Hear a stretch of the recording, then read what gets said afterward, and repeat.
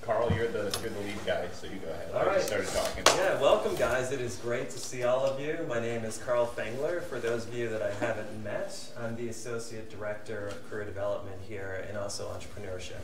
And just to give you a quick background, this was begun last year for the first time. There was a pilot program before that, but we really launched it last year.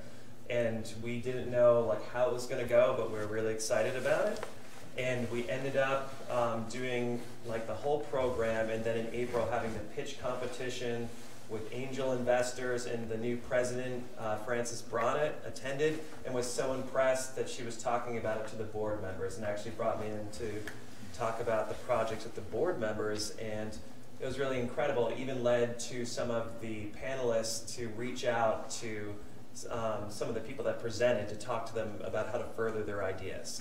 And so the one thing that I want to kind of let you guys know is it's not about your success if you bring your product to market or if you raise all this money. Obviously that's nice, but the main thing is that you guys really learn what it takes to actually make your idea happen, the kinds of things that you need to do.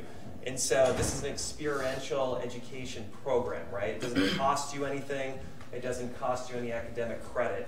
But what it's for is to really give you the knowledge and the experience and even the connections to be able to really be empowered to do what you want to do. Does that make sense? And so I'm really excited to work with you. And basically, because of that, you get out of it what you put into it, right? And the other cool part is whatever's good for you guys is good for us and vice versa. So it's also not a competitive thing. I know it ends in a pitch competition, but the idea isn't, who's the best. The idea is to give you a professional opportunity to get up there and actually present your ideas in a way that you would if you were to use that in Silicon Valley or in New York or wherever. Does that make sense? So you can actually get that funding. You know what a competitive landscape is. You know what a target demographic is, what an MVP is, all that kind of stuff. So today, what we're going to do is we're just going to briefly introduce the team to you so you have a name to a face, so when you get emails, it's not just this dude named Carl or Yvonne. You're going to actually know who we are. We'll be humans to you, and we'll be even that much more supportive and stuff. And then I'm going to hand it over to our first speaker, Peter Ragonetti, who I'm so fortunate to have here. He's an incredible guy and so knowledgeable, and he's going to first kind of introduce these concepts, and then Peter's going to facilitate you guys actually talking about your idea. Does that make sense? Okay. And so kind of our number one goal when we started this was helping you. I'm James MacArthur, by the way. I'm the entrepreneur in residence here, and I have spent my entire career kind of starting businesses, starting programs within other businesses, and building things, for lack of a better term. And our number one goal here through this program, through this year, is going to be giving you the toolbox. So each one of you is going to go out, and whether you're working inside another company, working on your own company, building your own thing, you need to have a set of tools where you can walk in and confidently build out the use case for an idea, pitch it to someone, and then be able to make that real. And our number one goal here is to give you that entire journey, basically, in a toolbox that you can then use and take and duplicate, replicate, and maybe teach other people. Do whatever you want with it. It's yours. And the number one thing that we like to kind of focus on is creating a community where everybody's okay sharing. And so I know there are always, as there always have been, and in fact there have been some questions about, well, if I share my idea, somebody might steal it. And the reality is, nobody steals something that's that hasn't been tested, that hasn't been proven. You don't steal things that aren't worth, that you don't know will work. But here, in this room, everyone here is here because they're committed to making something. And so what we want is we want you all to work together. This is a competition, but it's not a competition. But at the same time, it's very much, we want this to be a community. We want you all to work together. Use me as a sounding board. Use Carl as a sounding board. Use Yvonne as a sounding board. That's Yvonne, by the way. Everyone say hi to Yvonne. Yvonne, come on up. Yvonne, walk up here.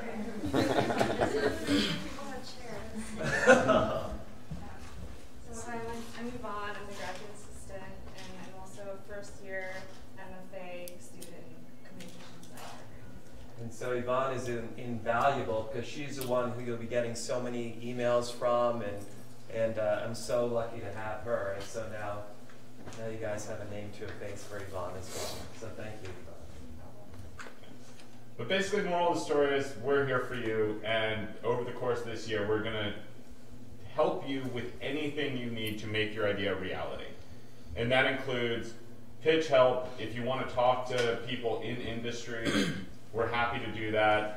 You're going to be talking to people in industry in the class, and we're going to make a lot of resources available to you throughout this entire semester. If there is something and you're like, I haven't learned this yet, I want to learn this, by all means, ask for it, and we'll find somebody who can come in and talk about it. So real quick, I just want to open up to if there's any questions that you guys have, that just burning questions before we hand it over to Peter about like what this is or any confusion whatsoever. No? Pretty clear? All right, great. I'm excited. All right, How does this work? So, This is a TV. Cool. and do you want Peter to put on the? Hey Peter, can we mic you up? Sure. I know you also have a resonant voice, Yeah, I'm but pretty loud as well, but you're fine but to mic still, me. this way then you really catch every word. Hello, hello, hello, hello. Can you hear me? Does that work? Okay. Should be. Hi guys, I'm Peter Ragonetti. I'm a professor here at Pratt. I graduated from Pratt in 2004 with a degree in industrial design. I spent the first 10 years of my career building products for product design companies. I was a design director at a large product firm, and I was working 14-hour days, and I said to myself, if I'm gonna work this hard, I might as well work for myself. So I went out and I started founding businesses. I don't know how many companies I've been involved with, but it's upwards of 15 now, in every industry from consumable products to hard goods to technology to fashion. So I've sort of run the gambit on everything you'd ever want to try to make. I've been through pitch competitions, I've been through fundraising. I haven't exited yet, but we're working on that. And I was a little bit involved in the first one as a judge for the refinery program. Last year for Ignition Lab, I wasn't able to make it in because I was just too busy. And I popped into Carl's office on Wednesday, and he's like, hey, we're looking for speakers. Our first class is on Saturday. So I didn't quite get my full presentation put together the way I wanted, but luckily I've done this a lot. So I have a presentation that me and a partner put together for Soho House, where we were doing a five-week course or 5-month course, similar to what you guys are doing, on bringing your idea to market. So, I'm sure a lot of you have very fun ideas, and that, now we have to test them. What is the value of an idea? It's, everyone has them. So, does this work? So, bringing your idea to life. So, this was a 5-part workshop we did. Luckily, I could just grab this thing. Make it work. So, I was working with a company called Craftsman Ave. They're over in the Gowanus. They do workshops where they use local designers and artisans to teach a craft. Because of that, we were invited to start presenting on how to bring ideas to life. My partner in this presentation just launched an electric motorcycle company on Tuesday. He took $200,000 and a year and a half to build 2 fully working electric motorcycles. This is insane numbers, but I was very impressed. So this is Craftsman Ave, and my other partner is, come on. Sorry, I don't use buttons. My other partner is Taurus. He's had a couple exits. He's a great guy. He'll probably come in and speak in one of your classes for pitching. These are all the classes that we were offering, and then, so when you think about launching an idea, there's all these different steps, and we sort of distilled it down to 5 major steps, which is what the Ignition Lab does too. So we talk about validating your idea. This is a very important thing. I've met so many people that have built full products out. They've gotten patents, they've run molds, they have, in their garage, they have 30,000 units, and they've never actually seen if the market wants their product. We're talking about a couple $100K invested without ever Googling, does someone else have this on the market? So there's this whole idea about working in a vacuum and keeping things secret that you guys have to get out of. This idea of someone's gonna steal your product. As James said, no one steals unproven products. I've worked in product design for a very long time, and I never had one of my employers come to me or another client come to me and say, hey, this student or this guy has this really good idea, let's steal it. I have had them come to me and say, look at this product, it's sold 10 million units, how do we design around it? How do we make our own? So I definitely do believe ideas are stolen. I just don't believe new ideas are very stolen, because everyone knows, you know, how much, to put it in a better way, crap you have to go through to get something to the market. Like, you know, when we talk about competitive advantage, if you have built something that's so complex and someone wants to steal it, it's going to take them a long time to re-engineer it and steal it. But just saying, I got a great idea, unless you're, you know, creating something that is so, I mean, and like I teach a class here at Pratt on crowdfunding, on idea validation, on pitching. And I run through this same thing with my students. Stealing ideas, all that. And I'm like, guys, you know, you should be putting out every idea you have. And I've had a lot of ideas that I think are great that I don't have time to build, that I openly tell people because I want them to build them. I'm like, I don't have time to build this food sharing program, but it'd be really cool if you built it. So go, take it. So we need to talk about testing your idea, decreasing your costs, and minimizing your risk. So luckily now the world is built for startups. You know, 10 years ago in New York, it was a barren desert of startup land. You were either in Silicon Valley or you weren't competitive. Now New York has a great network of startups, great network of meetups. We have Techstars here, we have a lot of incubators, we have accelerators, we have a lot of opportunity to get capital and to raise funds and to grow a business. But you still need to have an idea that people actually want. So I have an amazing idea and I can't tell you about it. This is what James and I were just talking about. You have no idea how often I hear this. I hear pitches, you know, I probably get pitched 2 to 5 products a week. And a lot of times I get ideas and people are going, you know, I have this idea, I've had it for 10 years, it's amazing. And then they tell me about it and I'm like, cool, I made that 5 years ago. I'm like, here, you can look it up. Did you use Google? So one of my first rules is, for any idea, it's ABG. Always be Googling. If you have an incredible idea, stress test it immediately by going to the internet. And the more feedback you can get from your customers, the better your product can develop. So this is back to, and if you guys have ever heard of it, of lean startup MVP products. MVP means minimum viable product. How do you make something at the least amount of cost possible and put it into your consumers' hands so they can give you direct feedback? If you don't have consumer feedback, you're likely going to fail. There's a great story about Jeff Bezos building the first Amazon Fire phone. As he was building it, he kept adding these different features. And his industrial design team and his UX UI team realized about 3/4 of the way through the project, they weren't building a phone for a mass consumer. They were building a phone for Jeff Bezos. It was the phone he needed. So he spent all this money and he built something that no one wanted but him. And it was because they never actually tested it with consumers. So don't focus on your idea or your product. Focus on the conversation around it. If you are not annoying the crap out of everyone you know about your idea, and what I always say is, they should know so much about what you're doing that they're asking you about it before you. So you see your friend at the bar or at the coffee shop, and they should be like, how's that widget you're working on going? Because I saw you posting about it for 3 months on Facebook, and I'm annoyed, but I want to know more. So what do you talk about when you talk about your product? You have to talk about what its value is. Like, what market are you serving? Who is your customer? This is an important thing that I see a lot of young designers, inventors, entrepreneurs go through, where they don't actually know the market they're serving. They don't, and whenever someone says, I think I have a slide for this too. Yeah, it's not about ideas, it's about making them happen. Whenever someone says, I don't have a competitor in my market, that means you're not looking hard enough. You should have a competitor in your market. If you don't, you may not have an idea that anyone wants. And believe me, James and I built a company around this once, and it failed. So, you know, what I want you guys to start doing now is answering these 3 questions. So I want you guys to, when you get up and you tell us your ideas, and I don't know if you guys are working in teams or groups, but I want you to get up and I want you to tell us what you're thinking about making, and we'll give you feedback. So the first major question is, who is this for? What market does it serve?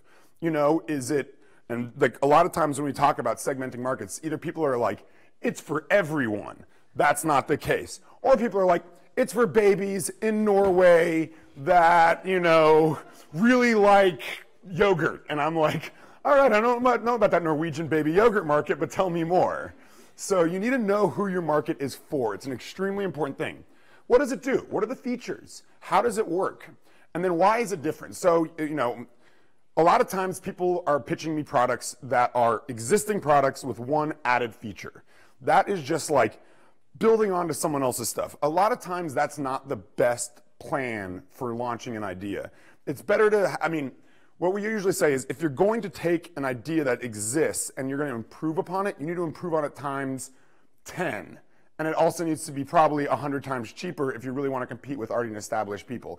Now, there's great examples of companies upsetting markets that no one ever thought they would upset. James Dyson is a perfect one.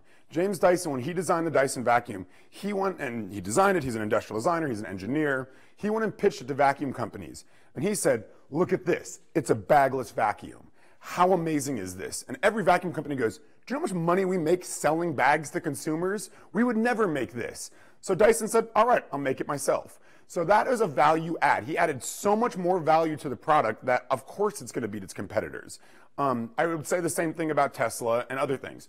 So, we're excited to hear your ideas. And James has been through a ton of pitch competitions. I've been through a ton of pitch competitions. I've sat on pitches. I've been an angel investor. I've found angel investors.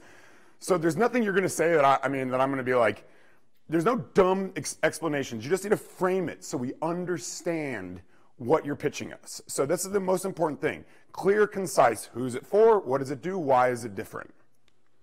And, so we want to start pitching your ideas. Who wants to go first? Please. James, you want to come up here for feedback? James and I also run a podcast called Tinkering, where we literally do this for inventors all the time. We're really positive and James will tell you about how you're going to fail. I'll tell you how you're going to succeed. And I'm going to just have whichever person of the students is presenting, use the mic. Don't forget to introduce yourself and everything else, please. Thank you so much. We're really glad to be here. My name is Eleanor Gray, and this is my partner, Sunder Martain. We're here as representatives of Wandering Aid. Wandering Aid makes already available resources, such as food and shelter, easily accessible for people in need, starting in New York City. Our first product, My New York Needs, is a printed map of vetted resources coupled with its interactive online map and calendar. Great. Sponsors for this product may include things like NYCET, which we've already visited, and they're already interested in this product. Other people might be donors. Other people might be actual people in need. Obviously, they are our first audience. So this is needed right now, especially in the Trump era, especially when homelessness is rising. This is a product that's needed now, and we fully vetted it, and we're very excited to be part of this. Cool. So you would be launching, it would be a printable map and an online, I'm assuming? Yes. Cool. So how are you going to raise funding for this? We're raising funding in a couple of different ways. So one of the main sources of funding for it is going to be sponsorships, where larger organizations such as New York City itself would sponsor the costs of printing the map and everything else that goes into it. And then they would get their custom icon and a little description on the back of the map. We look at sponsorship as being a major source of funding. Another one is a consulting service. Do you want to take over on that, or you want me to continue on that? Sure. The consulting service is important to resources that are on our map because we have a very heavily vetted program for whatever it gets put onto our map. For example, New York City Homeless Services has a map of resources. However, we went and visited one of their clothing resources. The woman that was there did not know what we were talking about. It was a vintage shop. It was literally a vintage shop that sold clothes, and they were listed as a clothing resource on New York's own website. Wow. So, you know, this came out of us looking at how we could help serve people in need in New York, and the more we looked, the more we found that the resources are all there. They're available, they're there, they're just really hard to find. And if they're hard for us to find, Googling and doing everything else we do, and we have the computers, we have the internet, we have all the resources we need to get to it. If we're having trouble finding it, how does somebody who's like, how am I going to feed my kid tonight? How are they going to find it? So we're trying to find ways to make these resources that are already there more accessible, more findable, more discoverable. To quickly finish up, I would say also that we have already begun the process of filing as a 501c3 organization, which is tax deductible, so anybody who donates to us benefits. Wonderful. So, James? great, thank you. Yeah, but very brave for the first people to get up. Nice job. And I'm just going to turn off the thing for the TV. It looks so much better if there's not a big white Okay. thing. I think obviously, so your MVP is very easy to make. We're not talking about mold costs. We're not talking about tooling or PCBAs. We're talking about digital and printed stuff. Yeah. So I think your go-to-market strategy is great. It's about creating awareness. So you have to figure out how you get this into the hands of the people that need it. And that is the biggest hurdle. And obviously, you're not trying to start a business. You're trying to start a nonprofit to help people. So I think that you have a very good, you seem very knowledgeable about the subject, and you have a very good plan to bring it out. I think that I like the idea. I think that the way you structured your pitch could use a little refinement as far as it goes, because I think more emphasis on the problem statement, putting it more as a you question. So putting the person that you're talking to into your shoes when you were thinking about why is this a problem should be first and foremost. And your pitch did a very good job of going through what you were doing, but downstream you want to make sure that they know why you're doing it, and you want them to know that when you walk up on stage, or this is not a stage, but I think when we talk about the golden circle of Start With Why, the Simon Sinek, if you haven't watched it, it's a TED Talk. He talks about positioning why in the center of the circle, and then the how and the what on the outside. And your why is the most important thing about what you're doing. It's not like why I want to make money. It's like why we want to help people. We want to be that resource. It's a very, very good idea. Yeah. So very nice. Thank you. Yeah. Awesome. All right, who wants to go next? Everyone's going. Literally You got a pitch today. So this is it. If you want me to pull you out of the audience, I'm happy to do it. But we very Come tell us your idea. Volunteer. This is about as great as you're going to get a chance. All right. I know you. You've done this before. Hi guys, I'm Catherine Jacobson. I actually did the refinery program, which is how I know this guy. So I'm starting a business called Tayo. It's an online platform. I don't think this is on, but it's an online platform for the conscious consumer. It is. Okay. So we sell apparel and lifestyle products. All of them are ethically produced and sustainably produced. There hasn't really been one place for all of the sustainable brands to be yet, because it's such an emerging market right now, and it was a niche market, and it's slowly growing bigger and bigger. So yeah. How are you going to get your customers to your website? So I have a couple of ideas. Okay. One of them is a few of the brands have a lot of eyes on their products, so that will help a lot. That's my main way, and then Instagram. Yeah. Okay. James? Yeah, from the perspective of, I think the idea is good. We just need to flesh out the market.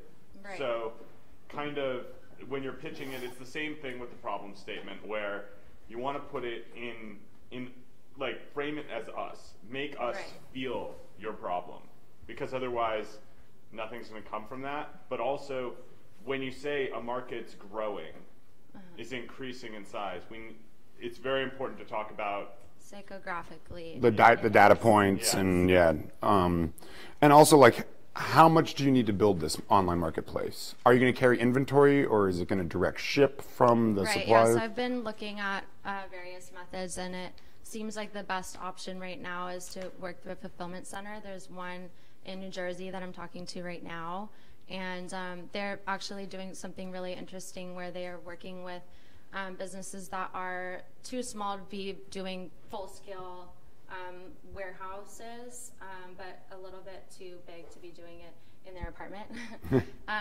So he's been really great and like cool. mentoring me even because he's been doing businesses and all of that, and has started this fulfillment center. Have you looked at drop shipping as an option? So you provide this space for these people and they can list their products and sell their products, but you don't have to actually that's ship it yourself? Something that I've been considering, but I think because I want to be doing everything from start to finish sustainably, I would need to make sure that every single designer is shipping plastic free and like no bubble wrap and blah, blah, blah, blah. And then also all of the return policies would be different for every single brand. And I really, I mean, if anyone is going to be selling online, you're going to be competing with Amazon, you know. So like, and their shipping is amazing. So I want to be able to guarantee really good shipping policy and all of that. And working with this fulfillment center, they already have deals with UPS, USPS, FedEx, and all of that. So I would already be getting that discounted deal and basically peace of mind that my customers will be taken care of. Where are you? Have you founded the company? I'm in the process of incorporating right now. Okay, so you're going to incorporate, and then S corp. So as an S corp, okay, and then do you have partners? I have my brother who is a consultant at a business firm in Seattle. Okay, and then how much do you need to raise to make this a reality? So I actually have seed funding already. Cool. From How much? Friends and family, $100,000. Not bad. Yeah. That's a good amount to start. Yeah.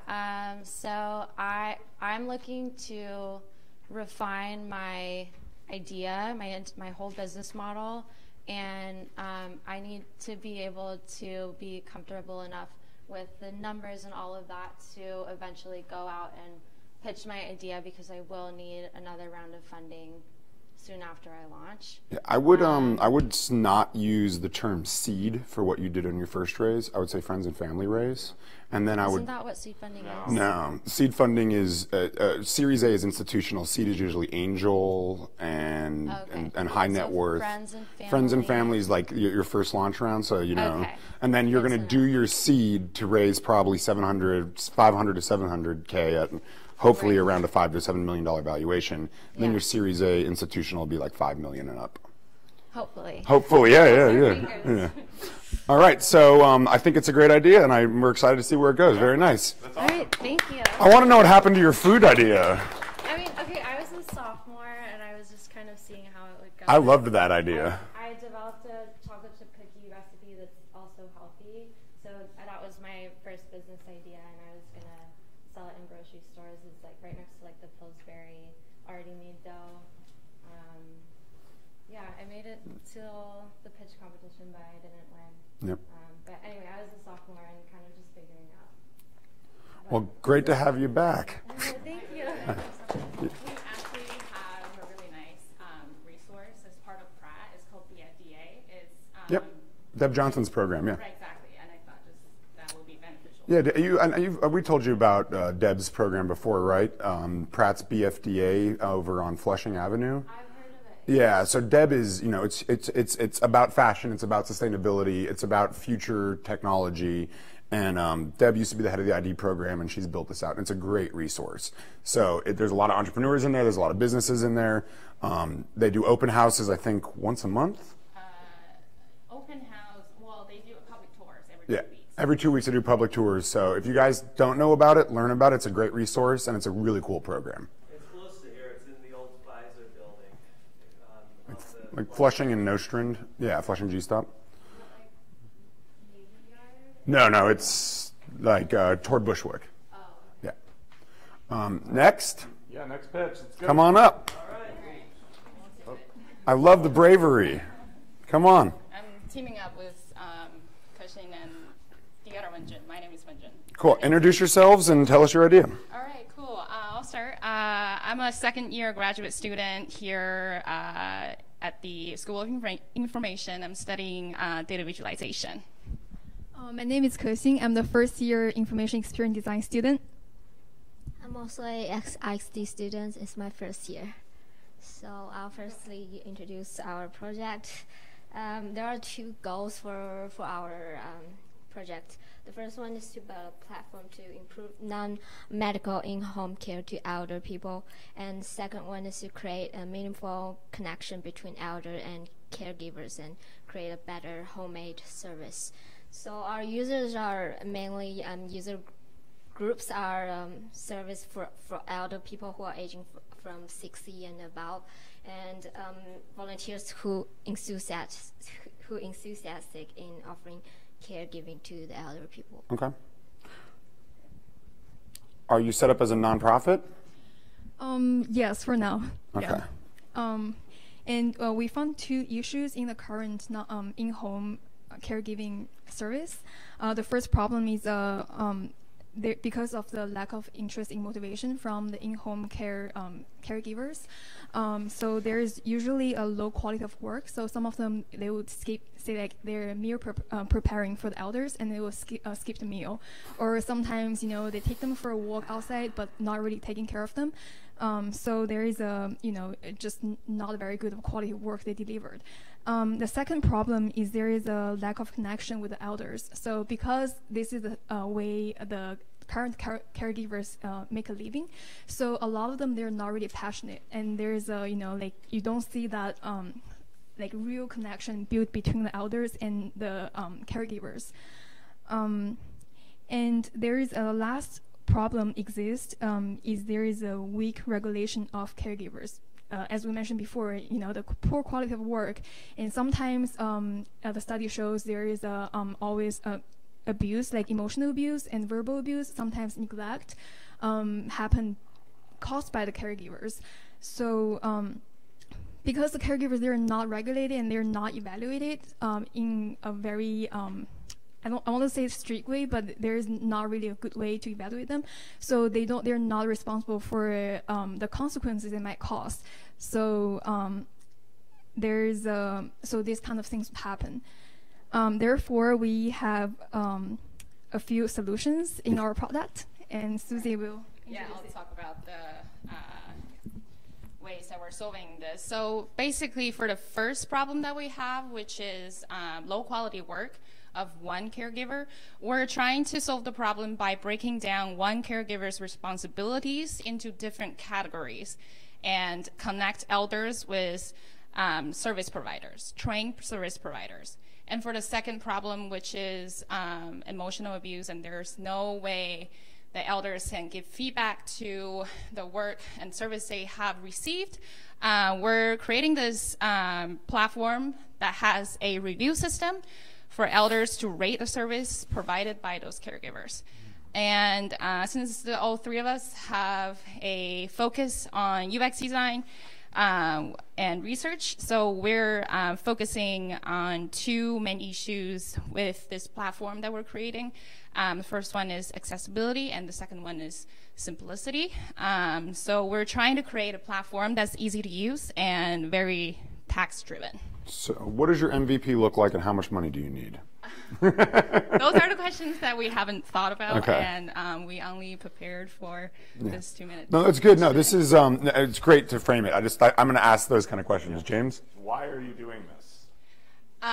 Actually, that's one Ke-Xing's friend. Do you want to talk about it?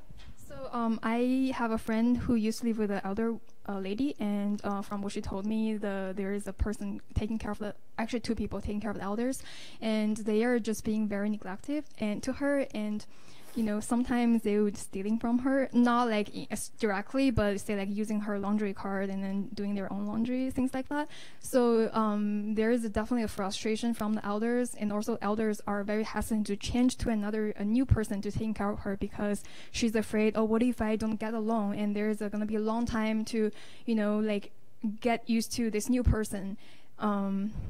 Yeah, and also I think there's like a deep frustration that's just, there's no more she can expect from the new people coming to her home to take care of her. So I think that's where our idea come from. So for you, what I would do is I would quantify that. So there are a lot of times where it's like, we think this is a problem, this might be a problem. What I would do is I'd go out and actually get the numbers behind that. So how big a problem is this in reality? And then also when you're doing your pitch, I would frame it very much as you. Like the reason why you're doing it. That should be first and foremost. Why are you the person to solve this problem? Why do you care? Why are you going to stick with it and be the person who solves this incredibly important, very hard to solve problem? Yeah, I think from a simplicity standpoint of launching, coming up with an outline of your basic MVP lean launch plan of what your first platform is going to look like, how it's going to work, what the UX. I mean, you guys clearly know all that stuff. You're studying it. You know how to create data maps. You know how to create visuals. So it's about creating it and showing it in a way that, like, because what you're saying is amazing and it's a huge thing and it's a massive, but saying, so this is how we, the next step will be prototyping this platform and showing people how it's going to work, how the tracking is going to be done, how the rating is going to be done. Is it bulletproof? Can people hack it? Can people cheat it? Things like that. Because, I believe it's an amazing thing to solve, but you also are going to have people that are like, cool, I'm just going to go on there and rate myself as awesome and pretend I'm the elder, And I hate to be the person to say that, but like, trusting that humans will do the right thing, I've learned doesn't always work. Yeah. So. Yeah, thank you. Great, thank you.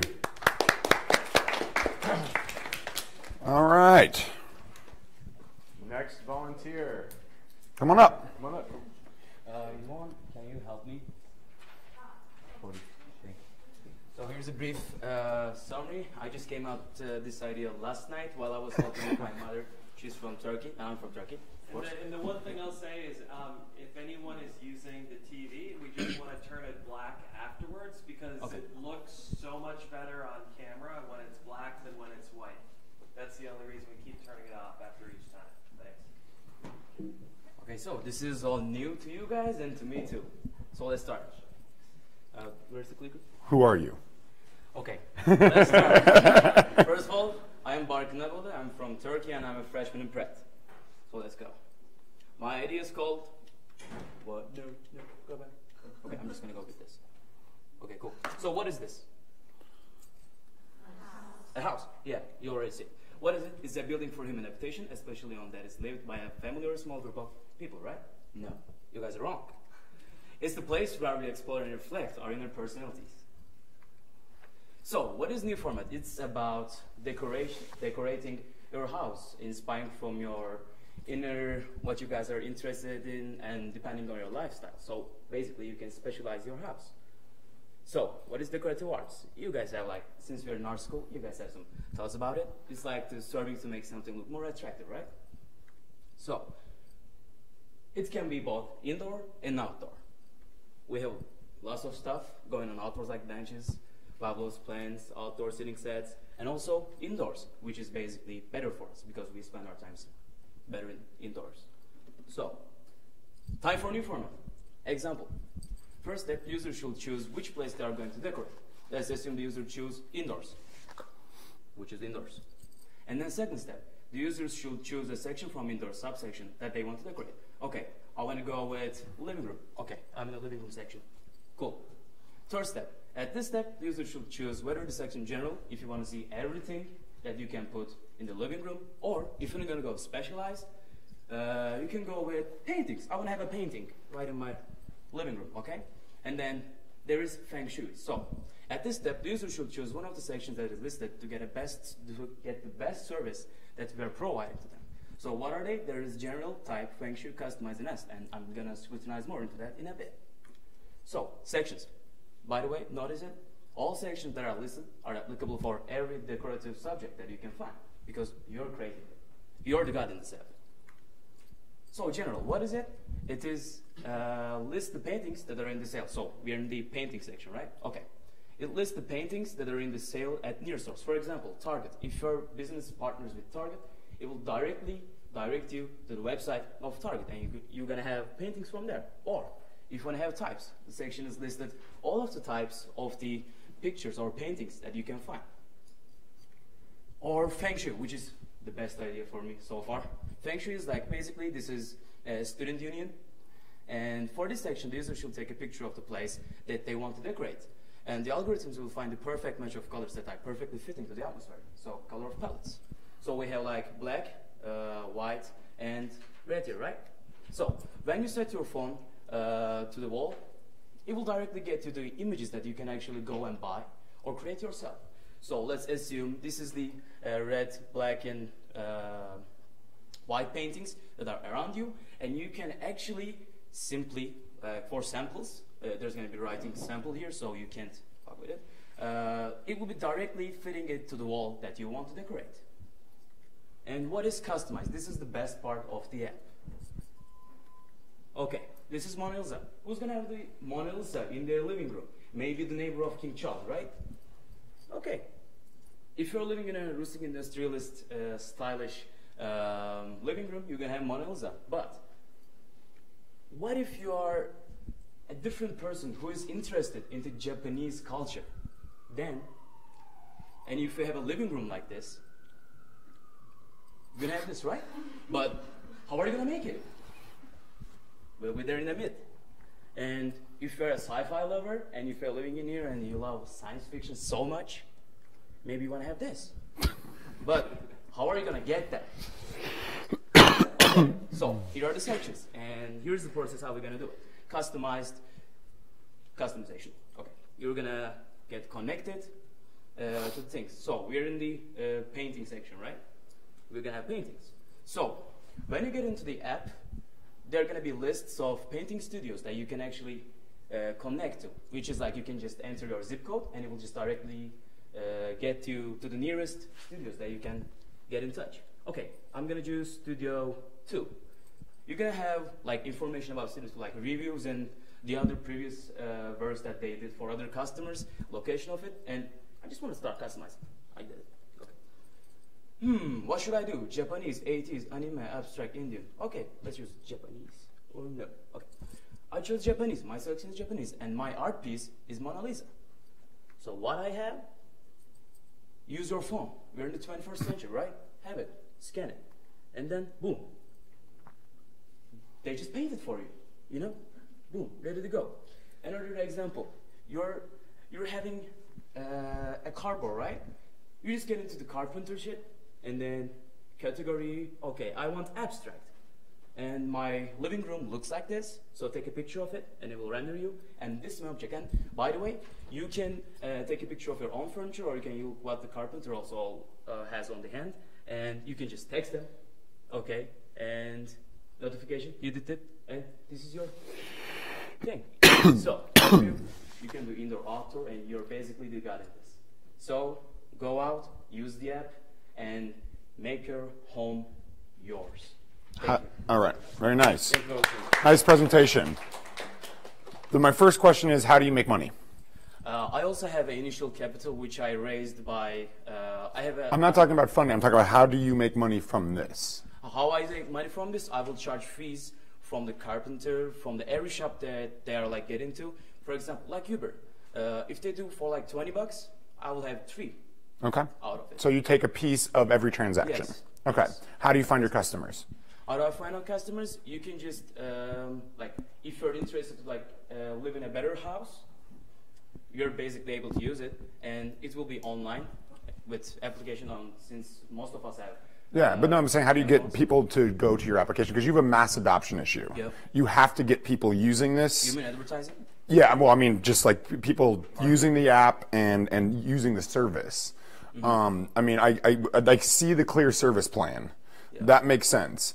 But it's about how do you get mass adoption to actually, because, you know, if you're doing one transaction a week, you're not going to keep this thing up and running. You have to be doing a high volume transaction and then managing, you know, you're managing manufacturers or local artists, and then you're managing customers. So you have a shipping issue, you have customer management issues, you have customer acquisition issues, and then you have, you know, like I almost think, like, where do you see how this makes money?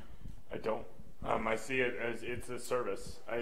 So what you're going to be doing is you're charging service fees, which means you're going to need to have 1 million users to make this.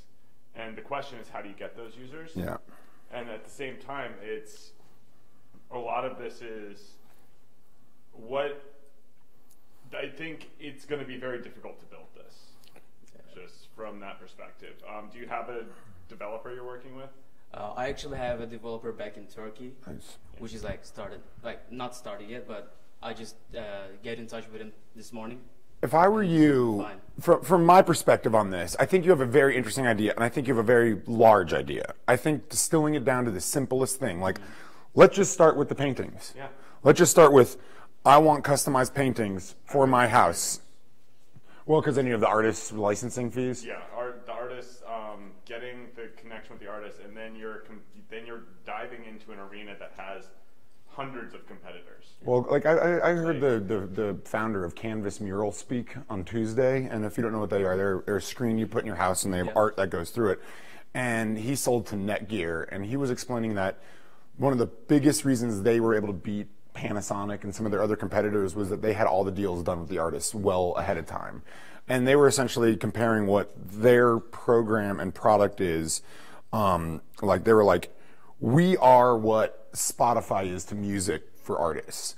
So, I mean, I see what you're trying to do, but I'm trying to think about how to simplify it to a point where you can get an MVP to launch and start getting initial traction to then grow it out to this expansive idea you have. You guys know what an MVP is? Net present value. No. Minimum viable product. Okay. So like what is the smallest, fastest, tightest thing you can get to market to test? Then improve. And then improve, yeah. So I would think about your beta release and what that's going to look like. Yeah, so the idea is very similar to if you're building a board game, where it's like the rule of thumb when you're building a board game is you throw out features until you get to a point where if you threw out another feature, it would destroy the game. Yeah, you get it down to the simplest thing possible. Yeah, you should be embarrassed by your MVP. The reality is, it's true. You 100% should be embarrassed, and because that's the point you work from. And also, like, it's important to understand, I've never released a perfect product in my life, and no one has. There is no such thing as a perfect product. There's just, is it good enough to get it out there and start testing, and then improve upon it after, especially in digital. Because in digital, you can do another version in 2 weeks. It's not like you need molds or time to like build and test and get it. So you can build a very simple version and try to get people using it. And you have a lot of assets here at Pratt that you could probably lean on. But it's definitely, I would definitely shorten this down to one thing and focus on that, you know? Yeah. Awesome.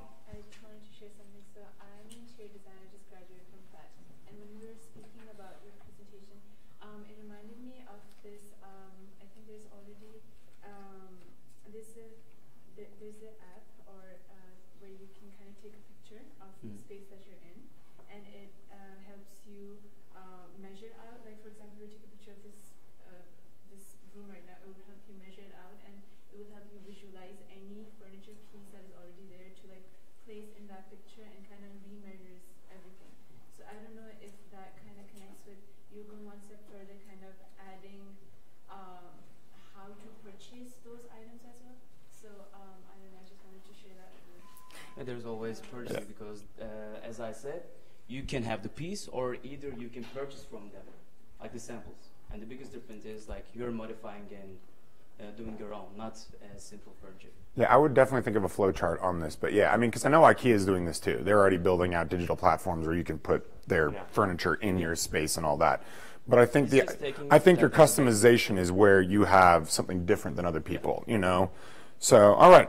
It's going to be interesting to see the final pitch on this. I'm going to be curious to see where you end up.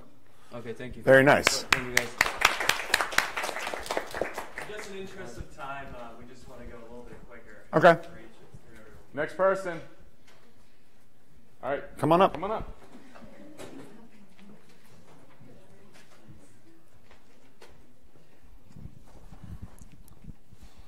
So hi everyone, I'm Min Sun and she's Kyungyun, and we have two. Sorry, And we have 2 more Pratt students, including our team. And we are, I'm industrial designer. She is an architecture designer, and 1 more architecture, and 1 more communication design. And we are all from Korea, and we are living in New York. And New York is a diverse city which has a lot of different culture and different background. And we thought people, for me, myself, I miss my home, and I have memories of summer places, and we also share that experience here.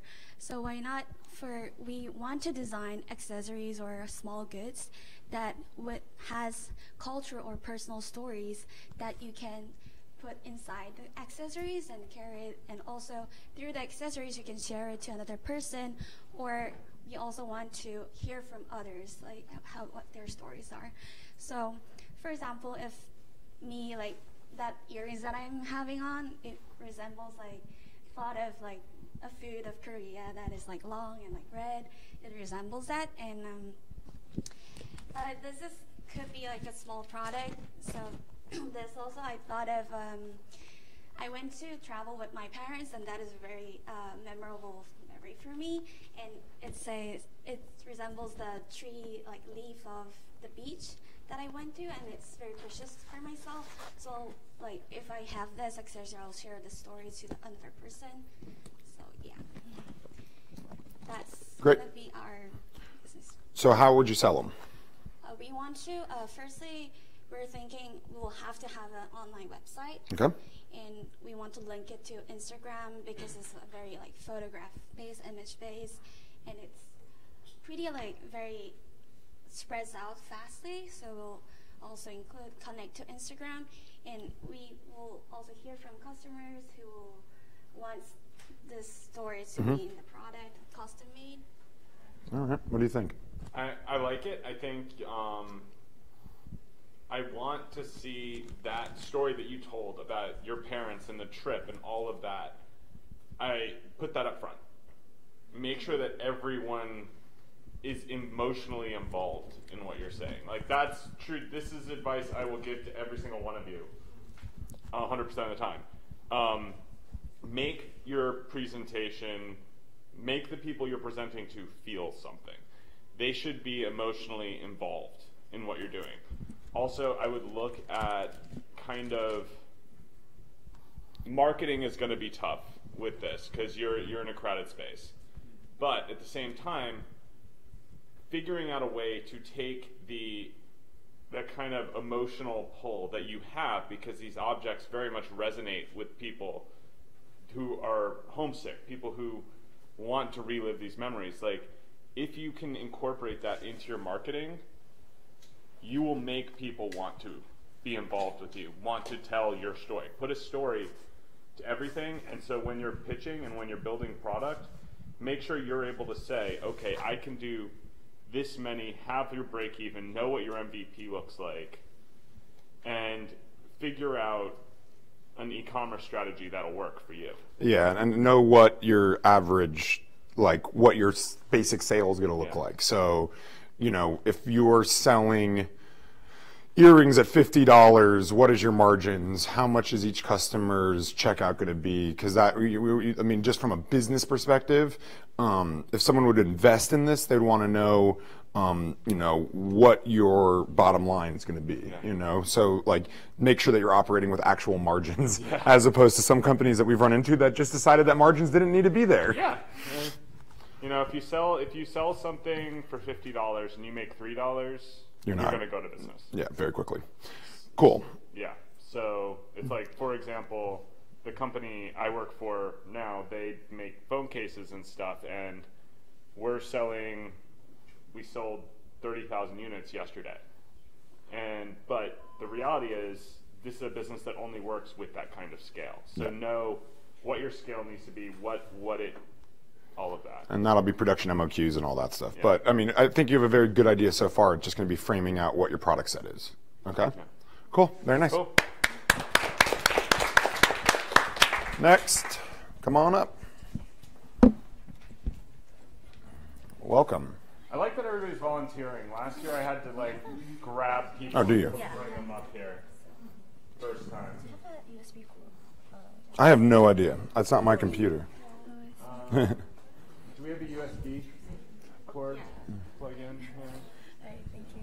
I don't know. Do you guys, Vaughn, do you know how to operate this? They have something to present. If we don't have USB, we'll do the order.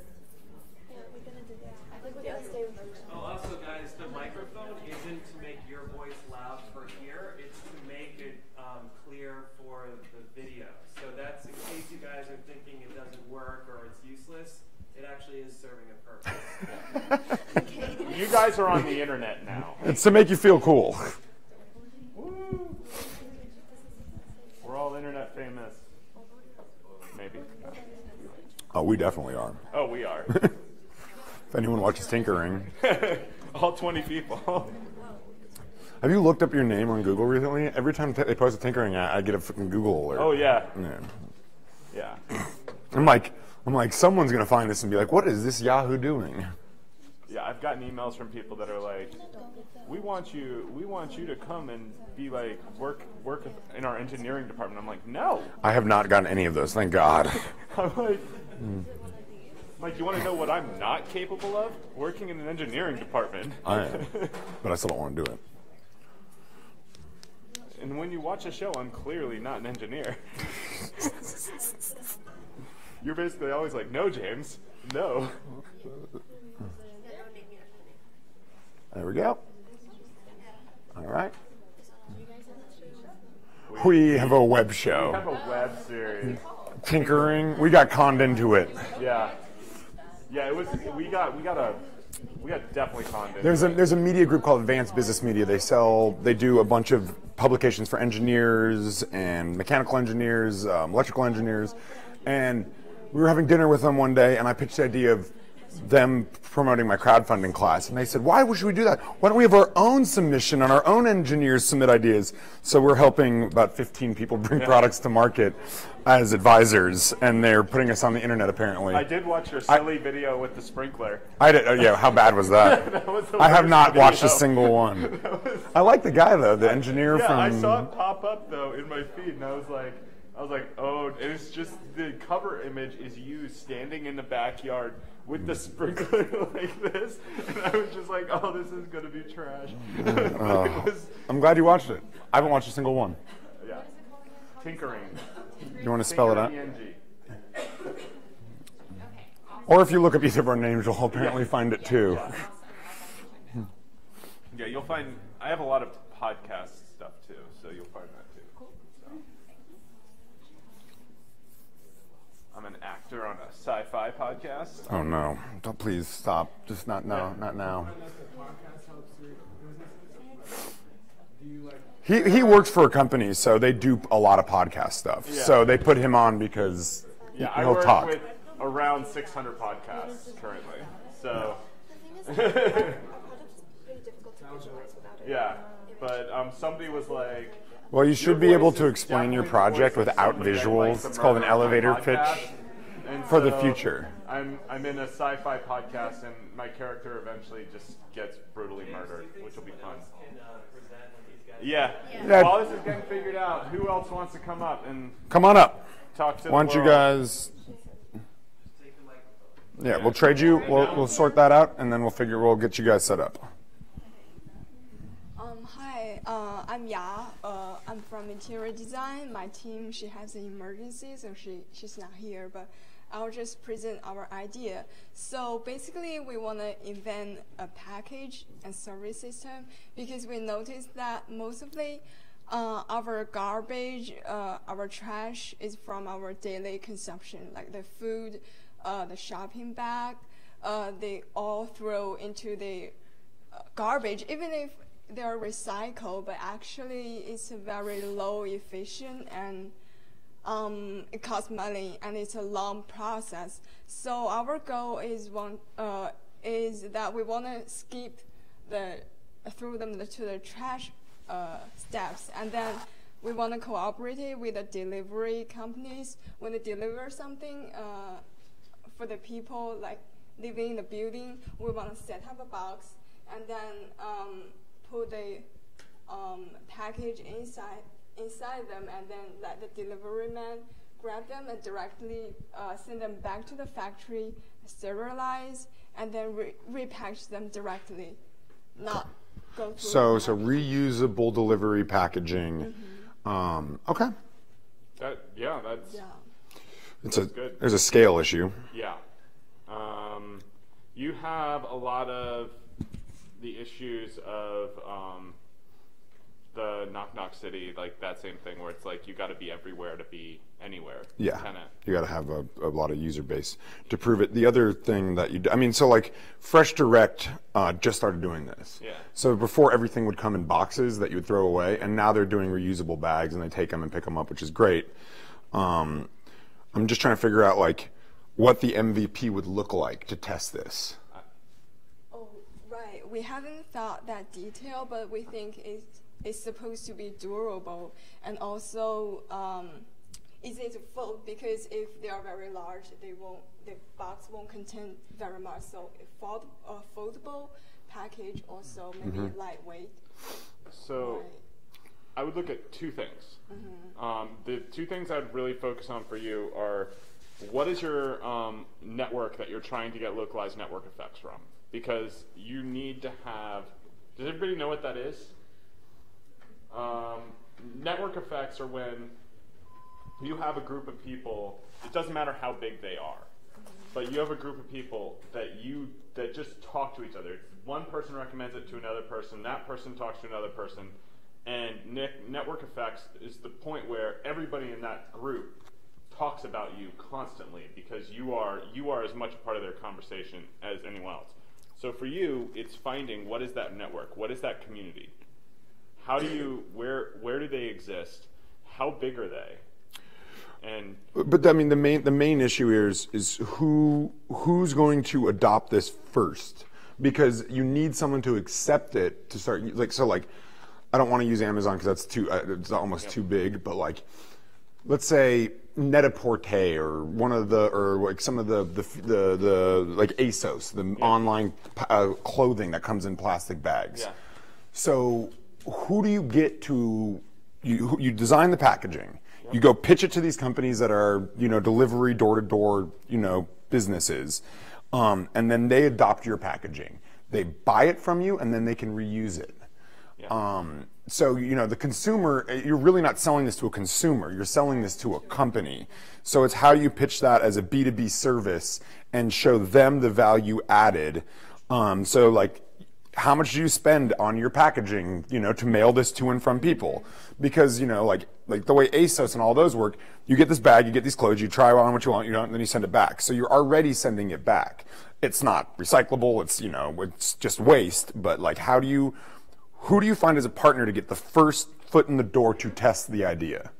And then from there, then you can grow it. Yeah, I think you also need to, there's a bit of education that needs to happen on the consumer side, which is, like, don't throw this away. Yeah, my wife, even if you sent a recyclable box and it was like supposed to sit in our house for a day, she'd throw it away. Yeah. Or just put it in recycling. Like, that's so. And you also have the product design part, because you're actually designing. So you're going to source materials and manufacturing and figure out what it's going to cost to build whatever this is, and define it. So I think it's a really interesting idea, and I'm happy. Yeah. Waste from online shipping is a major issue.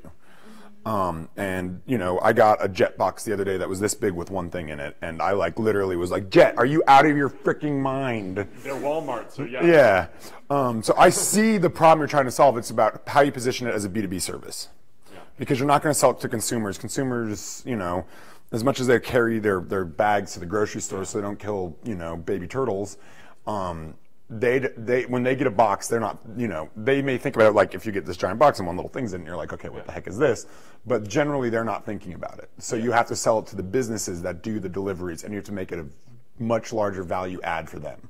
Yeah, it's kind of like the straw problem, which is everyone's obsessed with the plastic from straws. That's not the actual problem. Straws make up 0.3% of all plastic. Yeah. Of all. It's not straws. Straws are not the problem. It's the method of recycling them that's the problem. So, all right, very nice. Cool. All right, who wants to go next? Come on up. Bring your ideas. Let me give this to them so they can figure this out while they're.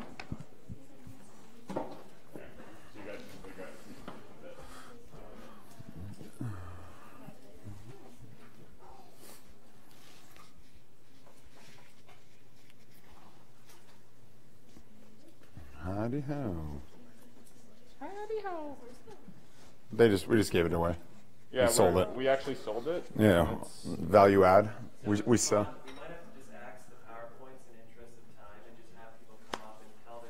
Yeah, I think I think elevator pitching is probably better at this point too. Pitches are now being decreased in time, and we're just going to be just elevator pitch it. It's fine. Elevator pitching. So problem statement. Who it's for. Who it's for. Why. Where's the market. Why they should be. Why anybody would care, and what you're going to do.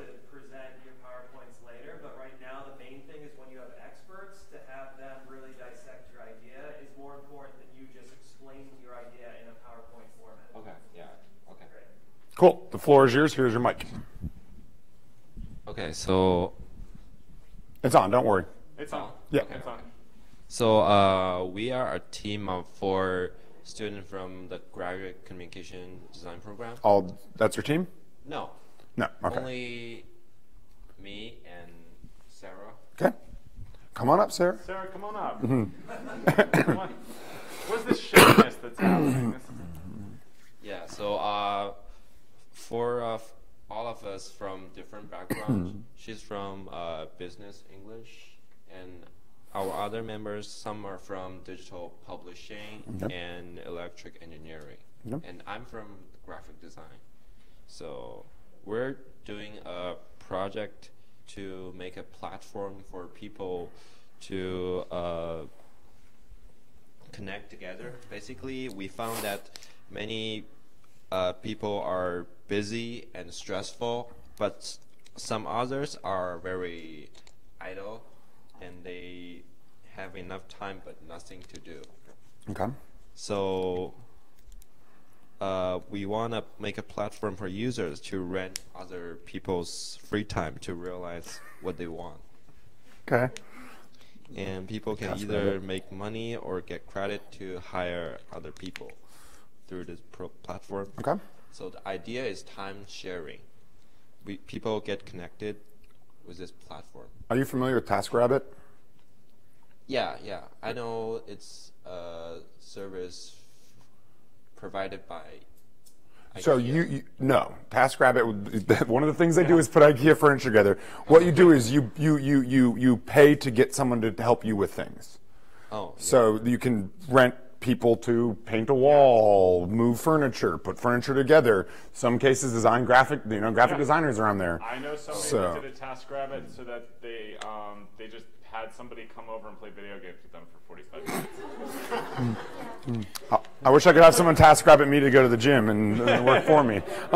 So I mean, I would definitely go see who your competitors are, because there's a lot of platforms that already do this. So whatever you're going to do with this idea, you're going to have a very different value add than what's already out there. Because there's a lot of people with already massive adoptions and millions of users that are offering to connect people that are busy with people that have free time to do things like pick up your groceries. And that's where you get to the why. Why, like, again, why are you doing this? Why now? Why is it, what is the unique thing that you're doing and the unique reason why you're the person to do it? Yeah. Or your team are the people to do it. And it's not going to be about like what you've done in the past. It's about your direct experience, your passion for a project. Because the number one thing, and this goes for everyone, the number one thing anybody investing in you is going to be worried about is that 6 months down the line, you're going to stop. 2 years down the line. You better be committed. Yeah. 2 years, 3 years, 10 years. Like, you need to be ready to retire doing the thing. You better be really passionate about it. And so, I mean, I think you have an interesting idea. It's going to be, how do you frame it against other competitors out there? Like, what's different? Like, we had one in the refinery that was really interesting. It was designed to connect students with freelance jobs. So their whole theory was, there's all these art and design students that need work, and there's locals that need furniture designed and built for their bars and graphic design done. And they were very similar to a TaskRabbit, but their point of differentiation was they were using design students as opposed to professionals. So creating an opportunity for students to get real work and for local people in the neighborhood to utilize the network of Pratt and Parsons. And that's how they had framed theirs in a different way. So I mean, I've heard a lot of these service ad ideas where where you're accessing people, but it's how do you refrain it differently? Okay. Okay. Cool. Very nice. Thank you. Come on up. I don't know. I'm not paying attention. 120. What time are we supposed to go to? 1:30? Yeah. Go ahead. Hey, I'm Bub. I am a senior in industrial design here. Hi, I'm Hannah. I'm a communications major, but I don't go to this school. And we're looking to create a new wetsuit.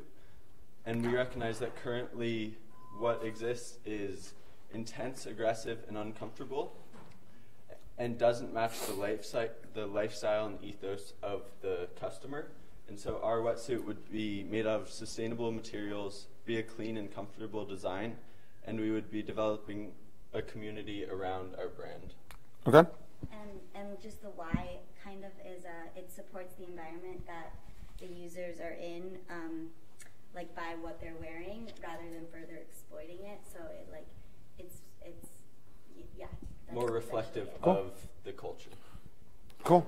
Very interesting. So this is right in my wheelhouse because it's a product and it's not a service. So how are you going to prototype this thing? I think we're just starting to formulate some ideas, so Okay. we definitely have to think that through, but I imagine we would get in contact with people who have done it before and get a small batch of prototypes. Cool. Yeah. So you're going to have to figure out what it's going to cost you to prototype enough to test. And then what it's going to cost you to do a mass production run, and then how you're going to get exposure and find your market fit and all of that. Go to market for you is going to be crucial because the thing is, if you don't hit the ground running with something like this, it's very easy to get there's so many wave jokes. The other option is you develop it and then you license it to someone. You go to a Body Glove or one of those surf brands, and you say, hey, we've found this material, we designed this, we want to sell this to you.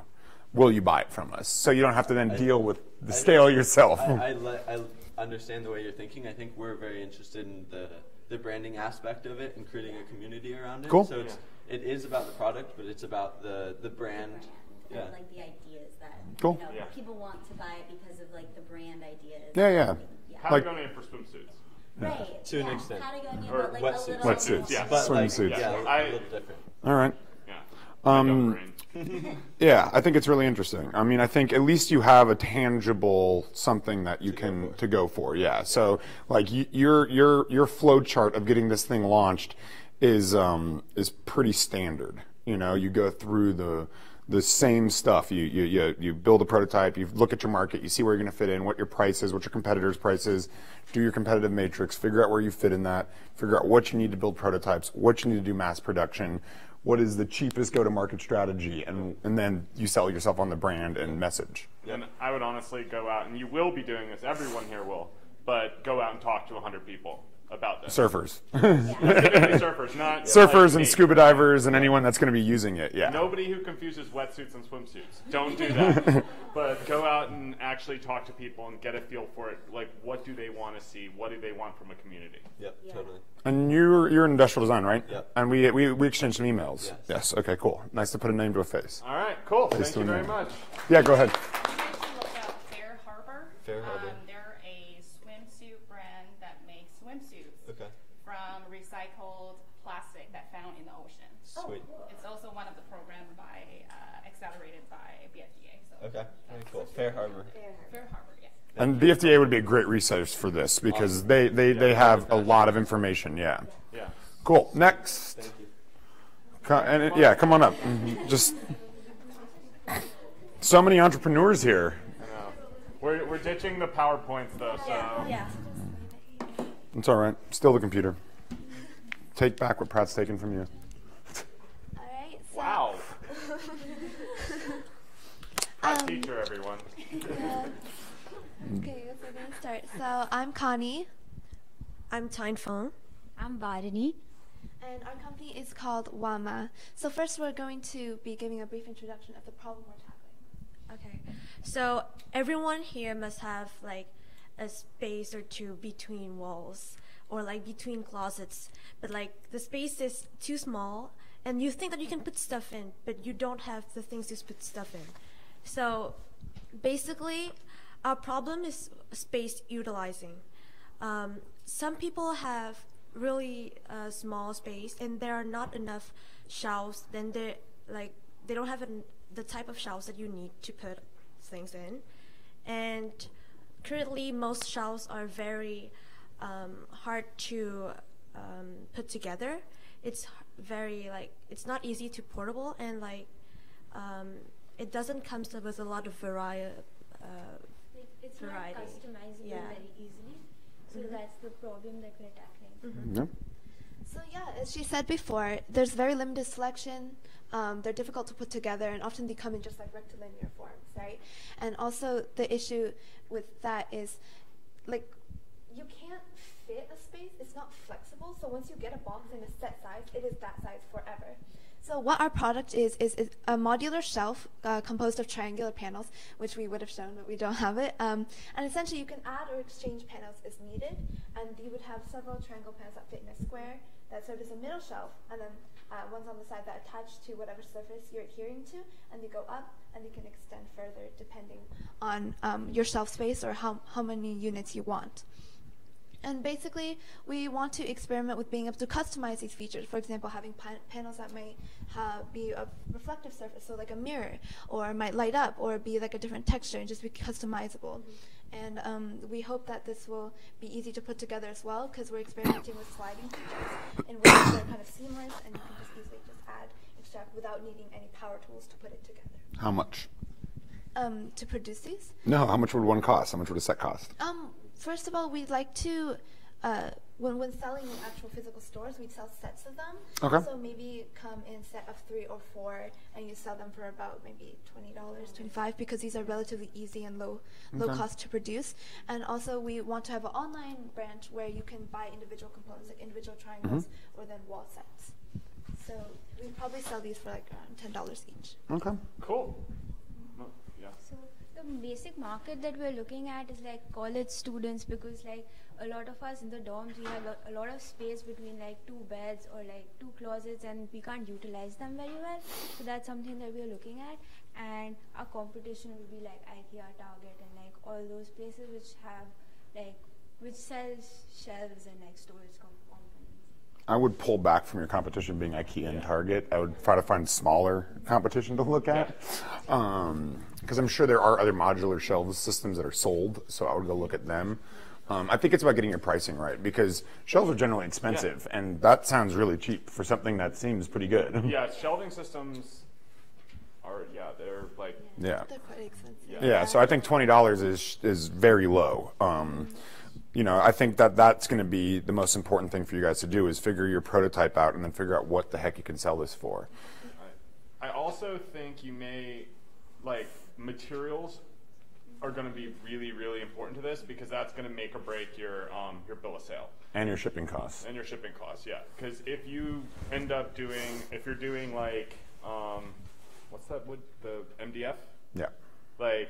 If you're doing MDF, that's going to get expensive very quickly, and that $20 would be no longer really possible or plausible. We actually do have a research and development plan laid out, so we want to, because of the pretty geometric layout, we can easily prototype this using 3D printing, so using ABS plastic, also using cheap plywood. There's no reason to 3D print this. Oh.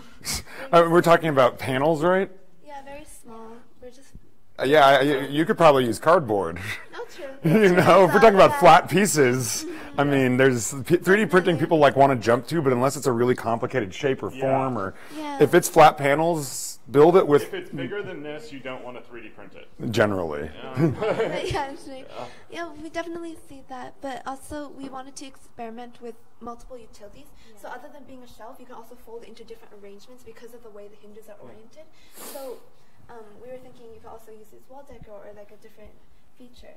So Okay. That's awesome. Cool. I like the idea. I think that there are going to be challenges from the marketing standpoint, but this definitely has a unique play. I also think defensibility is going to be hard with this. The thing about it is, unless you're going to want to pay $30,000 for a patent, you know, I would take it to the market and see if people want it first. Yeah, just accelerate as fast as possible. But then at the end of the day, people are gonna rip this off as soon as patents will put you out of business, though. You know that. Yeah. All right. So interesting. We okay. also have a whole video on patents if you want to go watch it. And me telling him about how dumb they are. Yeah.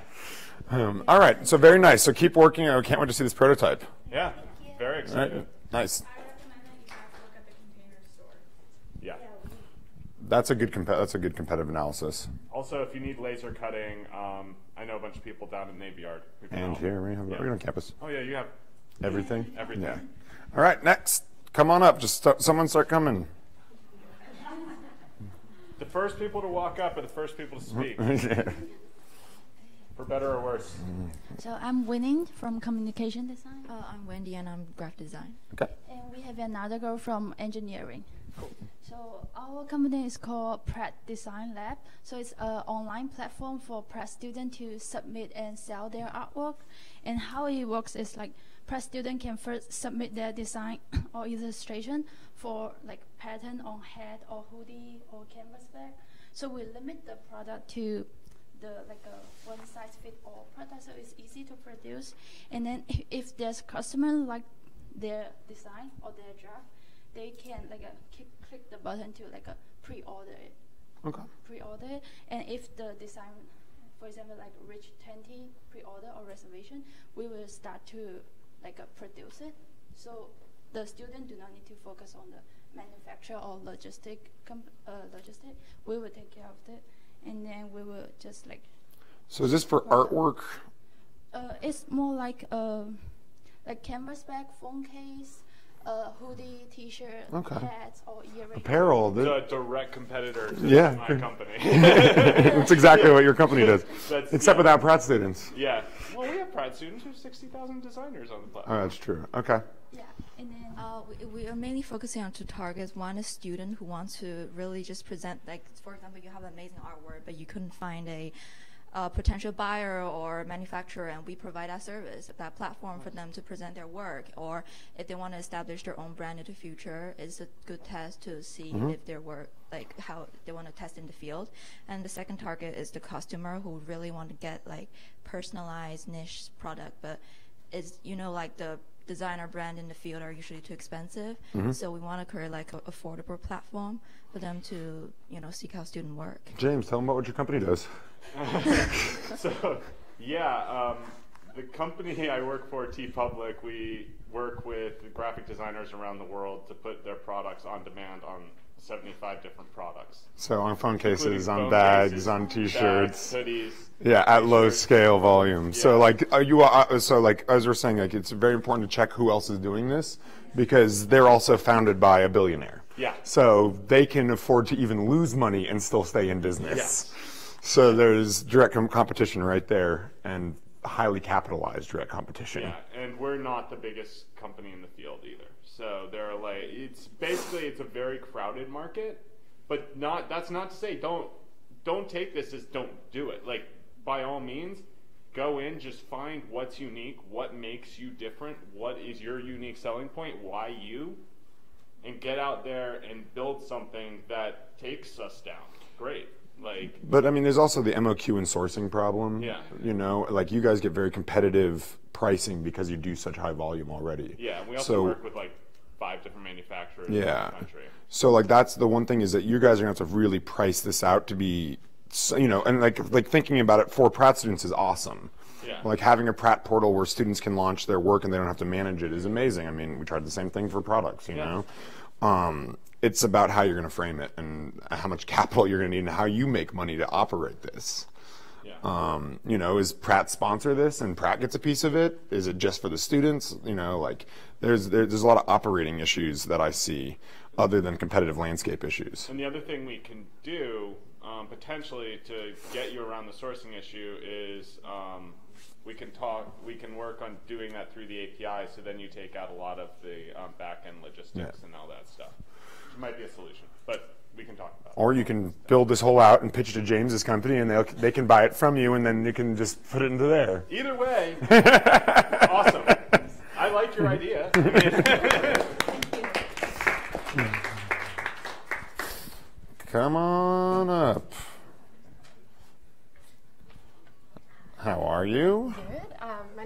I'm an industrial design major. I do have one other team member who's going to be working remotely with this. So I guess my project starts with the iPhone, and everybody has one, and everyone knows how it's disrupted industries like Airbnb, Uber, but it hasn't had the same effect in the healthcare industry.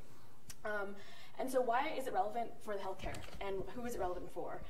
It's relevant for people with chronic illnesses who need to be more constantly engaged in their health, and they need that connectivity to a care team that the iPhone provides. And it also might be more difficult or expensive for them to go to a hospital frequently to maintain their health. And so what do? We're bringing personalized healthcare into the homes of people with chronic illnesses so that we can address their health needs beyond the extent of an occasional doctor's visit. So we give them the tools and the motivation to create new habits on a day-to-day basis. So it's at that intersection between health and nutrition and exercise. And so the problem for people with chronic illnesses is that they have no actionable plan on how to prevent their conditions from getting worse once they leave the hospital. So right now, doctors are typically pretty reactive to sickness, and they're not proactive about health, primarily because they don't have control over what their patients do outside of the hospital.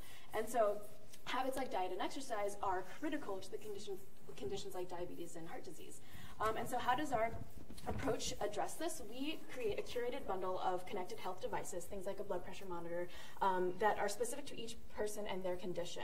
And these are all connected to a cloud and then therefore connected to a care team that can continuously monitor your health and engage with you in your personalized plan. And so the problem with devices like these is patient engagement. A lot of people who have chronic illnesses are not interested in monitoring themselves on a day-to-day basis and creating new habits. And so that's the main thing we're addressing. And how do we address it? We're trying to make it personal with an app that creates personalized treatment plans that meets them where they're at. So if they have a level of engagement of 0, we're trying to get them to 1, to 2, and then eventually to 10. And so that's one critical component. Another critical component is the iPhone would be a conduit to a healthcare provider. It allows them to have virtual check-ins on a weekly, monthly basis, whatever they need. And so in conclusion, we're calling our company Bundle. We aim to bring personalized healthcare into the home, specifically for people with chronic illnesses. And we provide collections of home monitoring devices that are specific to their needs, promote health engagement, and keep them from going back to the hospital for more serious care. All right. Very nice. So you're going to create hardware like a blood monitor, like a blood pressure monitor. Yeah. You're going to build it custom. No, I'm not going to build it custom. Okay. It's not about creating new technology. It's about plugging that technology into a system and a service. Are there already blood pressure monitors that connect to the cloud and all that? Yes, okay. There are.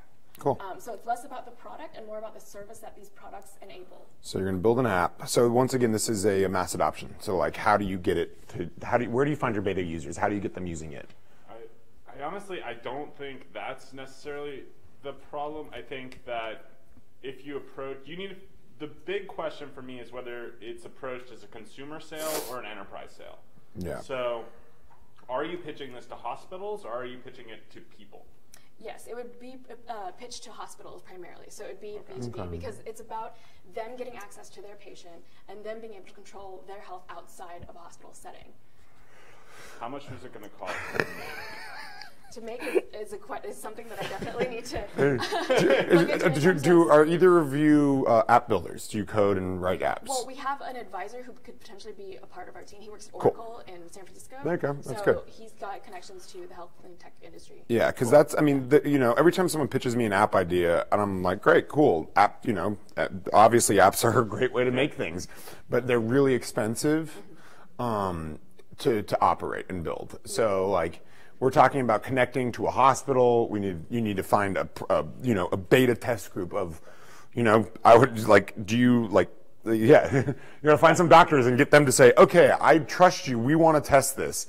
And then you have to find the patients. And then you also have a privacy issue and health and like how is their data maintained and how is it controlled where it can't be hacked and stolen. Your HIPAA. Yeah, and then you have a hardware connectivity issue where at least you're buying off the shelf parts, but like how do you buy it at a cost that makes sense? Because convincing someone who has diabetes that they need a better monitoring system, they've already heard this and they exist, and it's a cost issue, and getting a healthcare provider to sign on and say, how are you going to drop costs for everyone? Yeah. That's going to be how you sell this. If the hospital's like, we have less people coming in, so it's going to be cheaper. Like, where are the data sets of how you're making people healthier while dropping cost?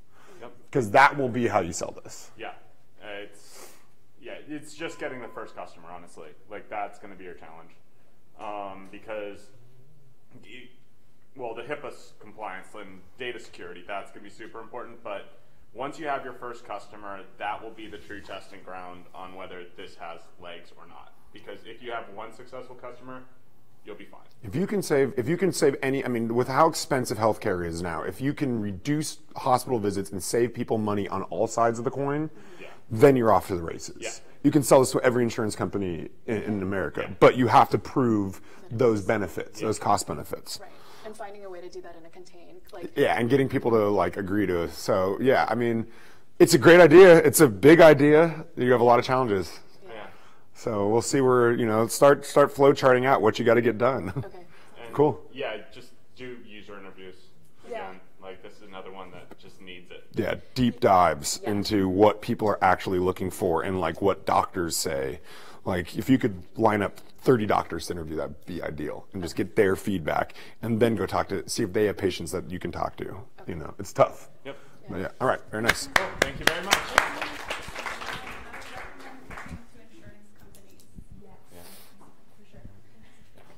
Insurance companies would love it. What's up, guys? So I'm Naeem, Josh, and we're interactive students. Cool. Our idea is to bridge the gap between the music industry and music entertainers and their live performances with local artists and their performances. And so pretty much what we do in interactive media is we use code and sensors to create some kind of space for artists to control lights, cameras, sound, etc.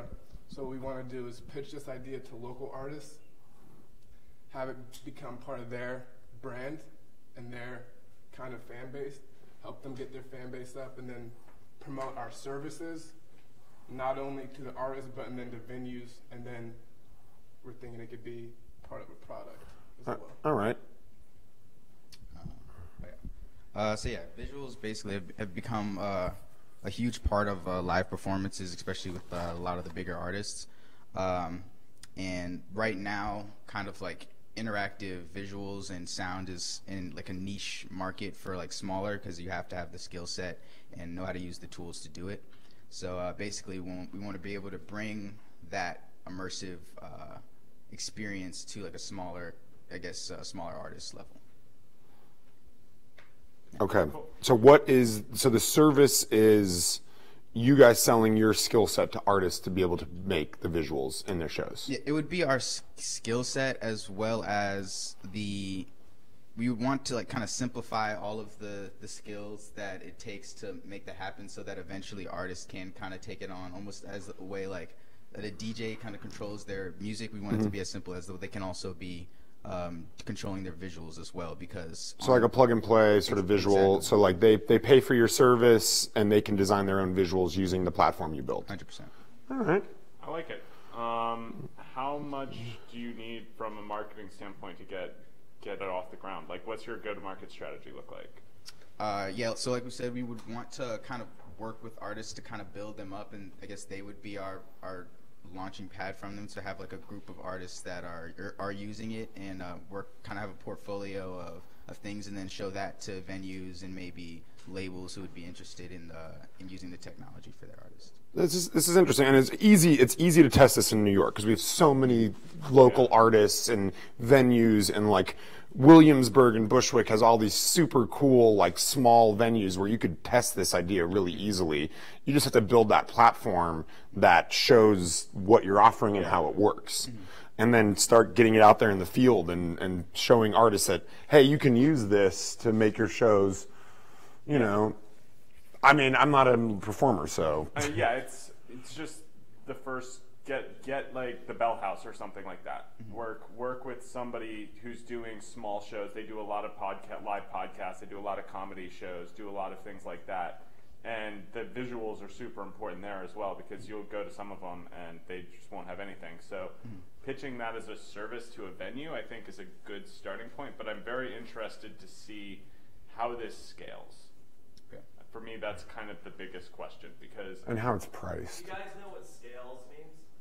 Do you want to say it just in case there's one? Raise your hand if you don't know what scaling means. Well, let's just assume, yeah. So scaling is going from 1 to selling 1 million. Yeah. Like, basically, what does it look like when you're selling one thing? But what happens if you get an order for 10,000? What if you have? Are you out of business? Yeah. What happens if you get 30,000 people coming to you asking for the service? If you have a physical product, like the closets, what happens if Target comes to you and says, "Great, I want 100,000 of these tomorrow"? And your factory better be compliant. Yeah, and if you're every day you're late on a delivery to Target, they charge you 20% of the full order. Oh, I hate that. So I also hate that buyback policy. Yeah. But yeah, when we talk about scaling, it's mass adoption. It's where you go from your lean MVP to the mass. And scale is always an issue we'll talk about any of the startups that you guys are pitching us, because for these things to be profitable or be successful, they need adoption. Yeah. So like I think like you building a beta out, testing it, proving it, and then taking that data and what value you're adding to artists and venues and being able to show that in a way, because like how much money do you need for this? Like if you were going to go out and pitch and say, I need X amount to do what? 100K, 10K, we would have $1. The thing about it is that the motion sensors that work and that are good and that get good information, they're actually pretty cheap. Cool. And so pretty much what we're selling is the idea, which includes bringing together all of these different technologies as one platform, as one Cool. And then you have to figure out like what you're charging for this. And something else that we can sell in addition to the product and the service, but the actual code, the technical, the digital aspect. That's huge. Yeah, that's a secret sauce right there. Yeah. So we thought about like making it open source so that people could like kind of modify it themselves and just kind of like promoting. You're an open source guy. I'm an anti-open source guy. I'm gonna keep things closed.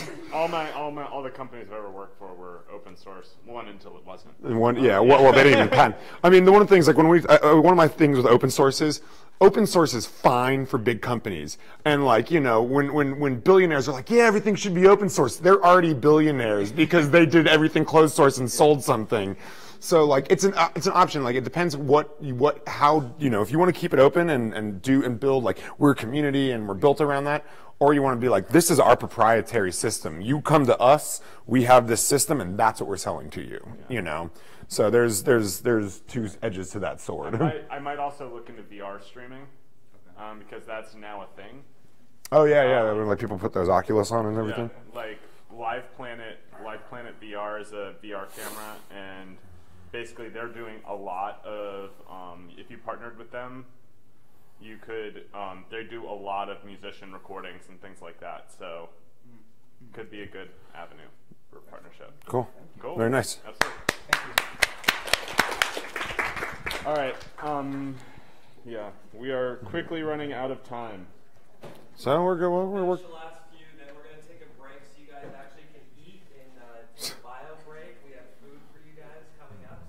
cool.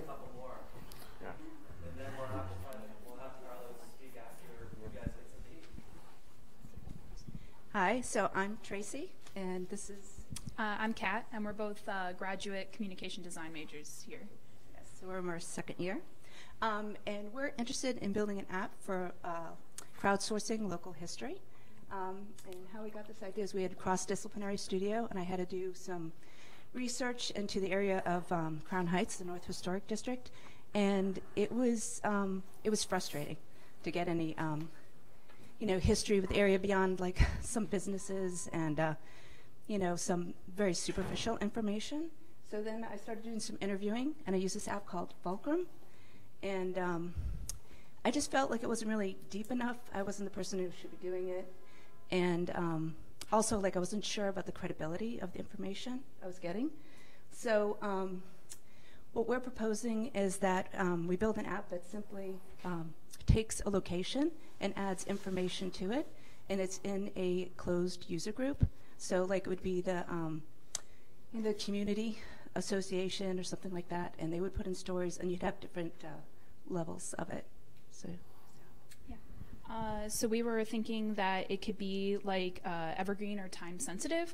So using the mobile phone, they would ask members of the community to tag locations and share stories with images. The information can also be curated and shared with the public, so if you don't want to have it be towards a group. And the data could be useful, like creating materials that feature areas of cultural destination and historical mapping and like walking tours, especially with like New York City and other cities that have very deep, rich history, you know, and they've been along for a long time. You know, things get lost over the course. And we were thinking of like possible future functions is creating stickers and custom markers for tags, like food icons, logos for events, and then the ability for a user to create groups, and then enhancing user profiles, so adding pictures and private messaging in the long run. No, I think that's it. How do you so how do you make a profit? Like, where's the money made? Okay, so we're thinking about that. Well, up front, it would be a grant, I would think, something like that, because we would like to build it, because I feel like a lot of history and these things are being lost, and I think they have a great value to the community. Obviously, you could put it into public use. I really didn't find anything like it. Like, Citizen has something where you can kind of tag something and add a message, but there was nothing that was more open that you could use for groups or, you know, put a pop-up store like she was talking about, or you know, you lost your keys somewhere or something like that. If you did do something like that, you could do advertising. If we, if they would advertise to put it in, but I think the platform would have to be something different, like maybe where the users get paid directly from the people advertising. So part of it would go to the platform, but anybody who was using it would agree to look at ads or the store putting up a pop-up. I mean, once again, you have to build it and test it and see if people adopt to it, because it's a mass adoption. It's a mass adoption thing. But there has to be some to get a grant. If you're doing something social good that helps a neighborhood, I can see that. But to get investment from an outside investor, they're going to want to know how much you need and how this thing makes money. Right. And anytime you're saying we want to create this to help people, they're still. I mean. Saving the world's expensive. You need money. Doing anything for anything costs something. So it's, are you a for-profit? Are you a non-profit? How are you structured? And if you are a for-profit, how do you make that money? I don't see that necessarily as the biggest issue. I think you just got to find your first place, really. Pick a neighborhood. Pick a neighborhood, MVP it, build it, just go out, do the interviews, talk to people. You started in Crown Heights, do Crown Heights. And go through, get all the history, everything you can, and just build it small. Build it as small as you can, and then start talking to people about it and be like, what can we do? And then you can go out and you can pitch that to town culture boards, like tourist places for different cities around the world. That's something that I could see. There's no walking tour apps out there that you can, for New York or London or anything? There's Abandoned New York. I never heard of that in New York. There are actually several things like that. But those all have the issue of credibility. And so the thing that would be different is that you have certain user groups, like maybe one would be the association, the next one would be residents, then you would have past residents. So there have to be a little bit of proof. So everything I found, I think credibility was the biggest issue for me. Okay. So yeah, I mean, this is something you just have to build and test and see if yours is different than others out there and how people adopt to it. Obviously, I think anytime you can give people information and make life easier and help the businesses and help neighborhoods, it's great. But yours is the first one that I don't think would have any scale issues. I think that scaling this is actually because you're going to scale locally and build through community. But it's what are you offering them? What's the value add for the neighborhood? What's the value add for your users and all that stuff? Interesting. Yeah, this is going to be fun.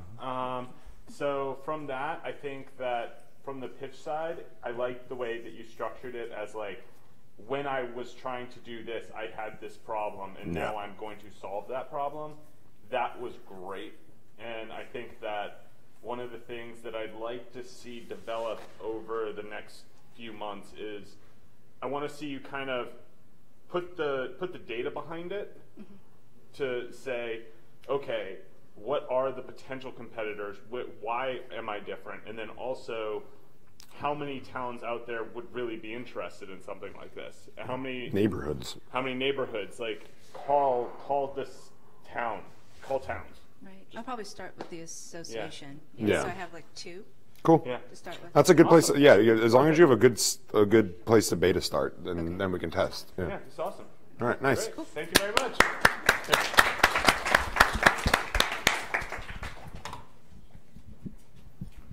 All right. Hi, my name is Mia. I'm a sophomore in film. Basically, my idea starts with my target market is going to be aspiring musicians or talent.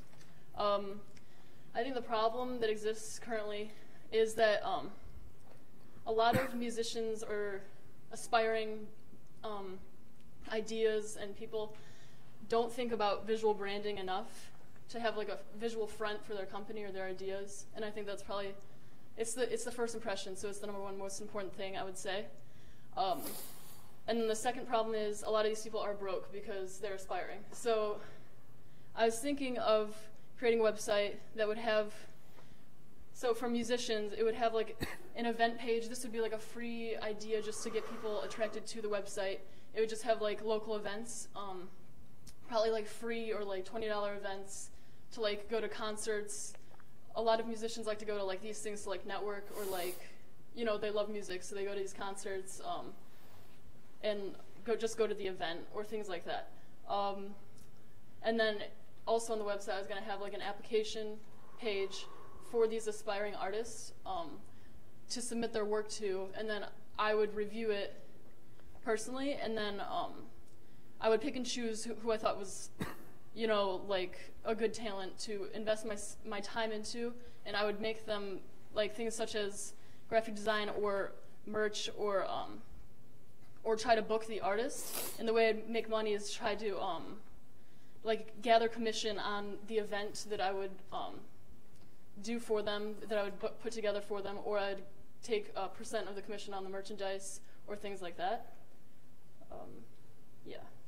So this sounds more like it doesn't sound like it sounds like a business that you would just start and run. It doesn't sound like something you could go get funding for. Like if you go to an angel investor, they're gonna be like, well, once again, like a scale thing. Like they're like, so you're helping people launch and brand, and that's amazing.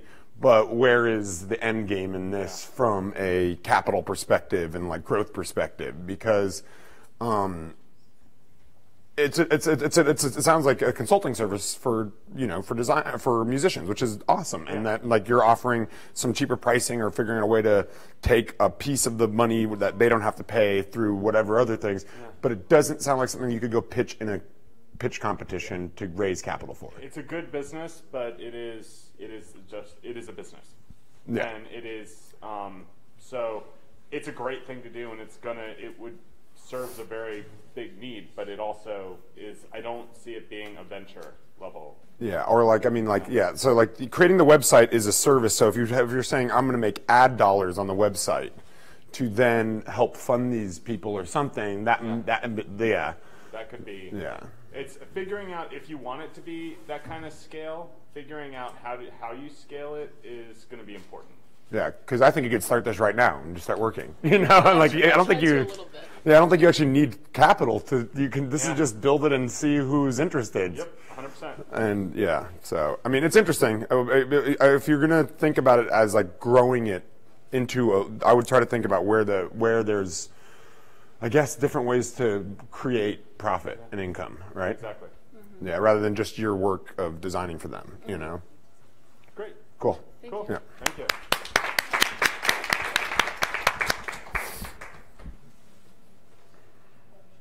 We got 2 or 3 more, it looks like. Yeah. We're almost good. No, we have, you guys got to go. No? Nope. Were you guys pitching anything? My sophomores? Yeah, good. Come on, get up here. I want to hear your ideas. Not yet. Not yet. After. Hi, my name is Maria, and this is Beatrice. We are third-year graduate students at the Pratt Architecture School. And our idea is based on our training. So usually every semester we get a different site-specific project. And this semester we're working at the Brooklyn Navy Yards. And part of doing research on the site is thinking about like the global changes and how it's affecting it. So we learned through our research that in 50 to 100 years from now, most of the Brooklyn Navy Yards will be totally covered by water. And we're starting to see the implementation of like oyster beds throughout the bay, throughout the city, just to sort of like ameliorate the impact of water levels, pollution, right? in the water. So our idea, or what we are trying to pitch, is sort of like coming up with new forms of creating these oyster beds from recycled materials, and how to sell it to homeowners that perhaps cannot afford to rebuild their homes, and just to sort of like find a way to prevent the water impact from being as strong as it would be if there was nothing protecting their property. So I guess our idea is to start sort of a nonprofit organization that will bring sustainable oyster farming to the New York City coastal area and beyond. We want to provide whoever lives along the water's edge the tools to start oyster farming. So we were thinking that they could choose between pearl growing oysters and edible oysters, which they could then sell to restaurants, like seafood restaurants locally. So we were thinking of our business model to be a nonprofit combined with mass customization, so people can choose like how many they want and sort of tailor it to them better. And we were thinking to also use education and sort of start a volunteer program through community schools and other local institutions to better educate people about this issue. Okay. First of all, I love this. I love the use of oysters to help. You know, like, have you guys read about the plan they wanted to do with the gowanus, where they were going to add a ton of oysters in the gowanus to clean it up? Yeah. I don't think. I mean, I think the nonprofit and providing it to people that need it is really the play here, versus trying to. I mean, I'm not eating oysters out of the New York waterways. Like, I'm not eating a gowanus oyster, and I love oysters. But there is like a huge social and environmental impact thing here. So if you guys were saying, hey, we need to raise $50,000 to test oyster bedding at the Navy Yard to help reduce, you know, environmental change and all that, and have certain points, I think you could probably find, I mean, Bloomberg would probably be like, okay. Yeah. I mean, because he was trying to put oysters all over, you know, all over the city. Yeah, I think one of, and this is just because it's New York, but there are current issues. Oh yeah, it's everywhere. It's just that we're both from here, and we started thinking about this like not so long ago. Yeah. So we, like, for example, I've been to Governor's Island a few times, and I know that there was a project. I don't know who it was sponsored by. I don't know if it was MoMA or it was one of the museums, and they started implementing these like man-made oyster beds to sort of like promote the growth of ecology there. And I thought it was a great idea, just because I think that the more aware people become of these changes, the more they're going to be willing to accept that it is a fact and start changing their routines. Because I think that a lot of people that are not like super young are still sort of like debating whether climate change is a real thing. They'll be dead before that's underwater. They don't care. Yeah, we're not going to be here 50 years, but yeah, go convince them. I live on a hill. Yeah. I mean, Miami is going to be underwater. But yeah, so I think it's a very interesting thing. I think it's about how you frame it and figuring out what it would cost to do a test. So say we want to test this, maybe the Navy Yard, maybe the gowanus, but somewhere. We want to pick this area to test. What kind of permits do we need? What's it going to cost for us to build? How much do we need to raise to, you know, if it's a nonprofit, that's great, but you still can pay yourself something for doing the work. Your time is still worth something. How much do we need to raise to go and build this and test it? And what are we trying to prove with it? And then what would the next step be at a larger scale? Yeah. So you're going to pitch and say, I want to raise this much money to test this here. Here's the site. Here's what we're going to do. And here's what we need to do it, you know? And I think that's a very feasible and reasonable thing to go raise for. This is great.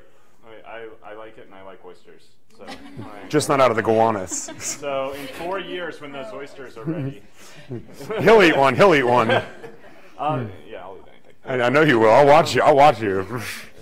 Anyway, thank you very much. Nice. I think we. Would you eat oysters out of the gowanus canal? Probably. In a few years, yeah. The moment every time somebody goes in the Gowanus Canal, they stop writing articles about how they're surprised they survived, is the moment I'm going to eat oysters out of the Gowanus Look Canal. at you two, young entrepreneurs. These are two of my sophomores. Hi, two sophomores. Cute. Hi, I'm Abhipsha, that's Simi, and we have another team member, Andrew, who's in shop safety. And we're all sophomores industrial design. We're part of Peter's class. I love them. Bragging. These are Yeah. good. And so our main pitch is we are trying to make something for the timekeeping industry, and we are pitching a dial-less watch. So the watch is what Simi's going to explain what it's going to look like, and it's a very commercial idea. It's not something we're doing to help the environment, and we were really interested when we heard so many people say a lot of things. But yeah, we based it off a dial-less watch. And do you want to go? Okay, so our main idea is gonna merge jewelry with a wristwatch, basically. And okay, so we're going through a time project and design right now, so that's how it came up. And it's basically when you think about your wristwatch, it's the direction it is going in. It's tangent to your wrist. We're gonna make a wristwatch that goes around your wrist, so that's the way you're gonna see time. We don't have a problem we're targeting. It's just a really creative and cool product. Our market is basically design stores, design people, young people who are really intrigued about. Yeah, thank you. That too. What about people that just like need to tell time? Old people like 32 or something. Exactly. Perfect. Basically targeting the minimalists. Cool. In the industry, like in the community, and like everybody who doesn't want to have like a chunky piece hanging around their wrist, and like just change it up, because we've seen a lot of people like even Peter's getting one. Like, is it that one? Yeah. Yes. Because I like watches. Yes. I'll never own a digital watch. I'll never own an Apple Watch because I'm like, I hate this. So we're changing that, and it's not a screen, literally a screen on your hand, but it's. So is it going to be digital or is it going to be analog? Okay, so it's a digital. Yeah, but it's not so we are a bendable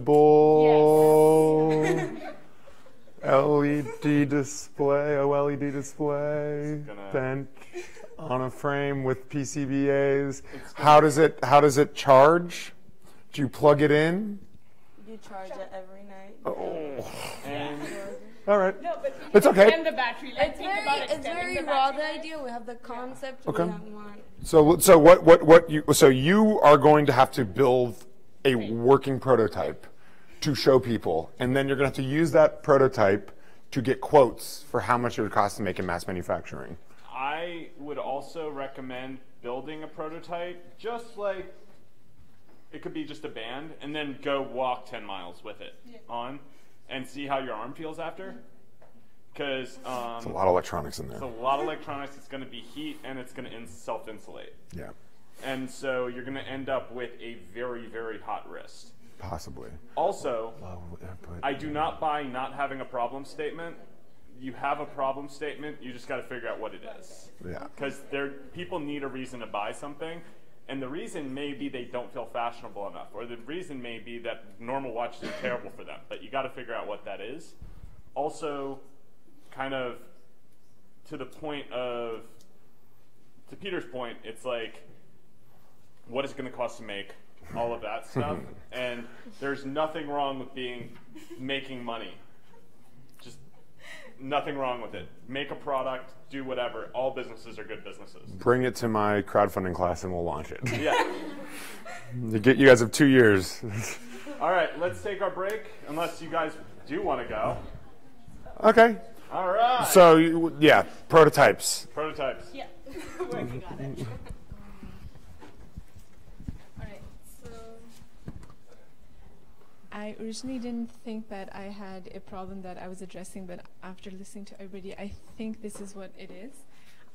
As a designer, there are a lot of home products which are very bland, they're very modernist, they're very simple, but I would, like, as a designer, I love a lot of patterns and shapes and colors and traditional ethnic looks, something like that I'm also wearing. So I've been looking at some some handicraft products that are made, such as rallies and I also wanted to share this with you. Thank you. Here's this really tiny quick video I made regarding the pattern study of a rally. If you want to see that. This is cool. So what's the business? The business is I'm trying to study these patterns and introduce them into the design industry in some way where they're used in home products. Like, I'm not sure if I would. I tried to put it in like transformative furniture, and basically the bottom line is I want co-creation, socially conscious products. Which will be, I kind of want to use these women. So this rally is basically made, every piece is dyed and every piece is sewn in together by these women who don't even know how to use a pencil, but they're like amazing patterns. And I tried to develop something which was an iconic, and I used their thing, but I realized I needed to study them first. So this is, if you look at this, this is a very ethnic pattern. I tried to use it in a transformative table, but I think I still need to like understand and develop this further before I can kind of. So what would you be raising money for, and what would be how you make money? What would you be selling, and what would you need money to make to then grow? I would be raising money to create, I think, as the first launching project, a chair. Okay. I would want to develop that and use a rally, which I'm thinking will be $20 per square foot. I'm just doing like mental math when I was looking at it. Yeah. And I would want to like introduce like 20,000 chairs maybe into the market and see how they work. Those are 20,000 of one design. Sorry, $20,000 chairs worth $20,000. Oh, so each chair is $20,000. No. Like, do like I think I did production run. That's a couple of hundred chairs, which would be worth, I think. So okay. Yeah, production cost. I was talking about your cost of goods would be $20,000 for 100 chairs. Let's say. Like that. And you're launching 100 chairs into the market. And see how that would work. Okay. Yeah. And then go from there and tweak like what works and what doesn't, and kind of have these. I don't even need to be like the only designer in this process. I'm trying to rethink my process. Maybe I could act as a platform between these women who are making these amazing products and the designers who are. I think there's something there, to tie it to these amazing craftsmanship and bringing that into a more mass consumer process. No, if you tell this story right, it's perfect. Like you just need to figure out what you actually need and how you're going to make money. Yeah. Like that's like an important like that's what investors want to know is how much do you need and when do I get it back and how much can I make on it? Yeah. I think that getting minimum proof concept in there, interviewing people, talking to people about it, but also just really figuring out how you're going to tell your story. That story is powerful. It's amazing. But getting people to the point where your customers are like bragging about this chair they got from you, that's where you want to be.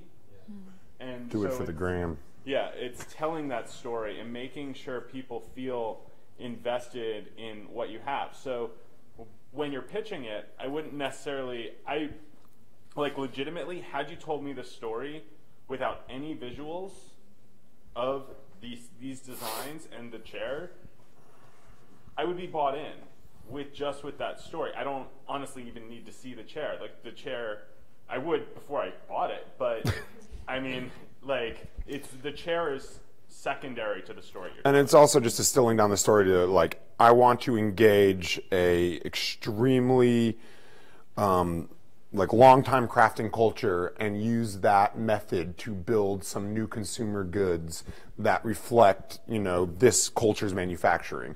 We're supporting local manufacturing.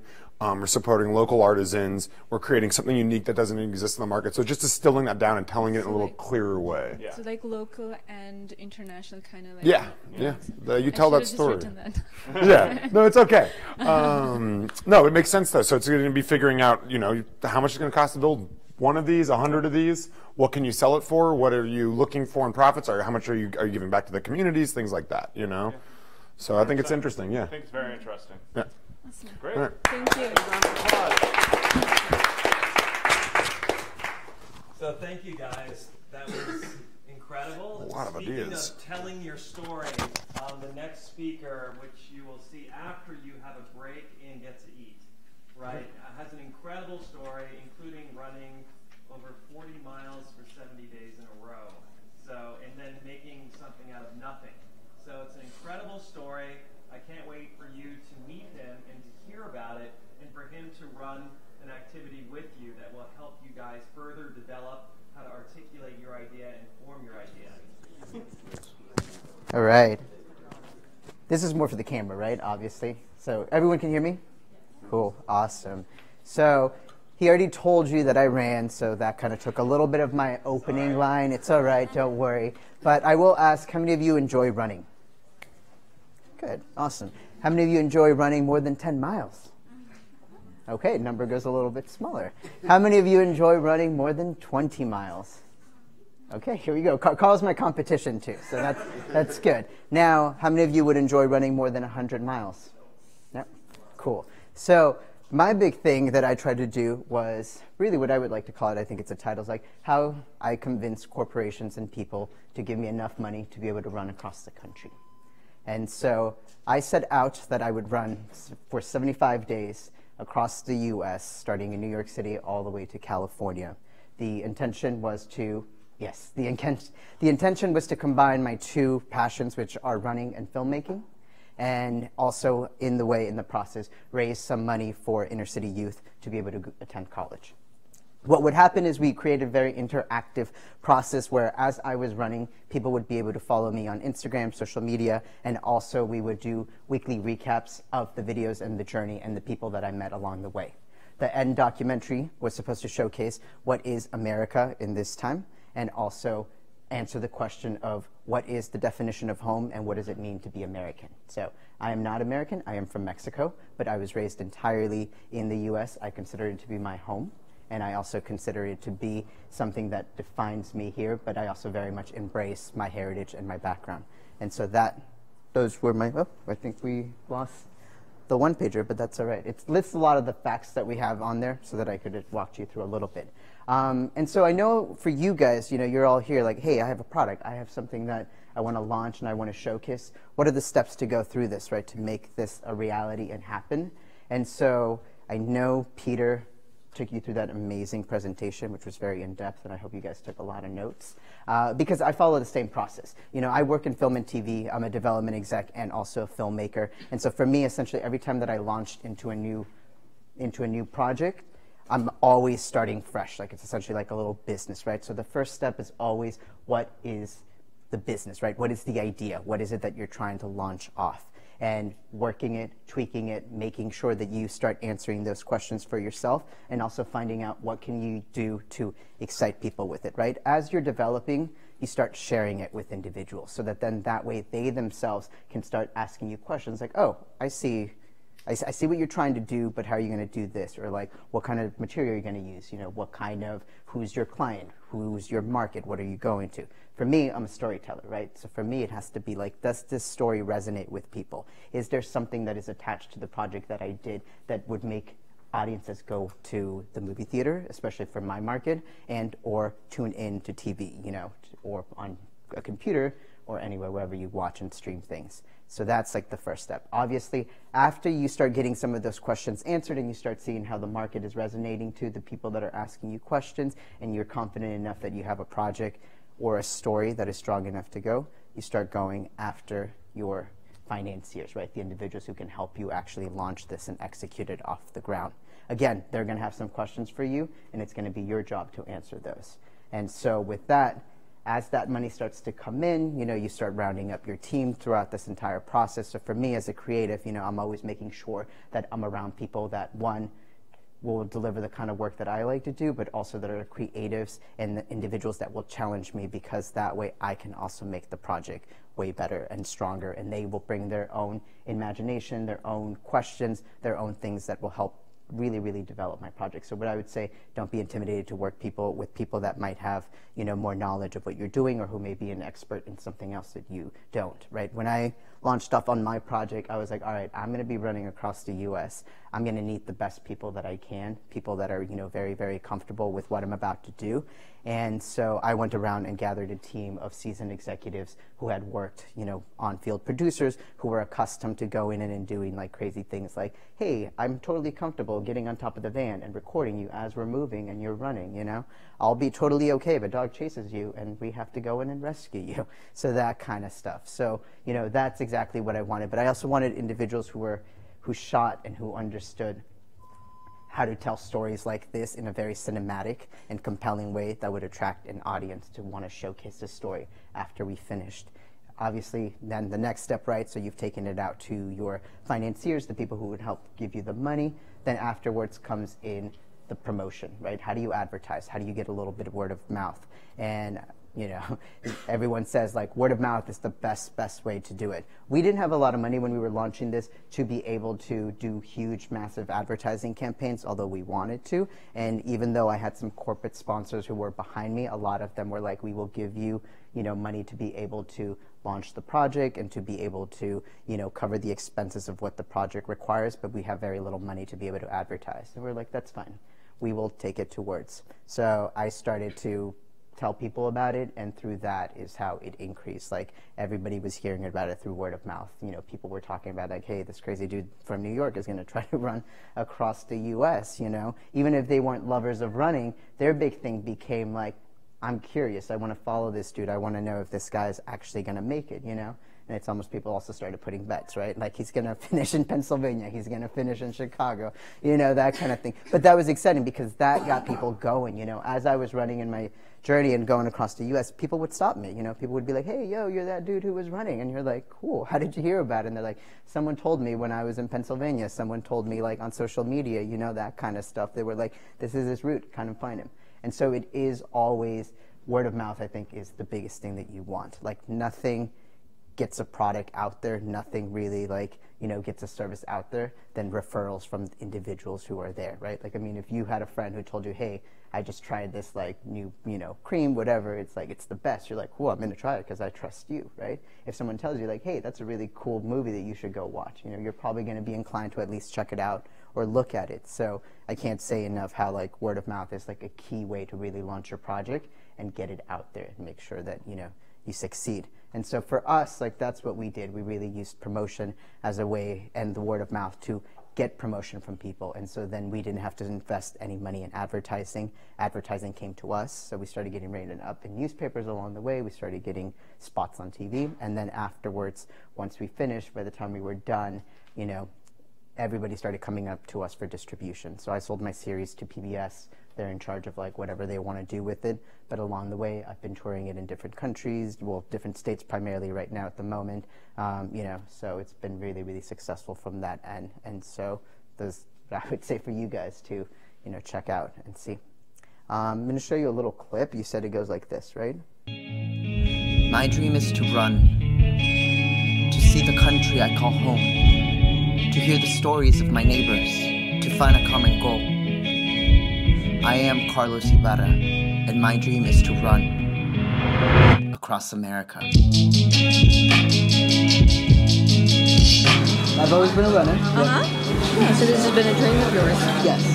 It's a way for me to be able to do the two things that I really, really love. So it's like we're combining filmmaking and running into this project. And this is your support team. And this is the support team. It's the camera. Yeah. You know, I want to do something big. Thought that was a way for me to showcase that this is how comfortable I am. This is part of me. I feel it. And you know what? If I'm not going to be here anymore, at least I got to see it one last time.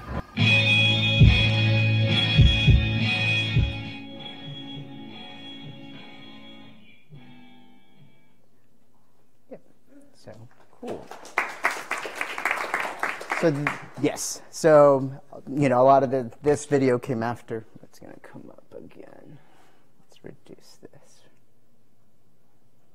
My dream is to run.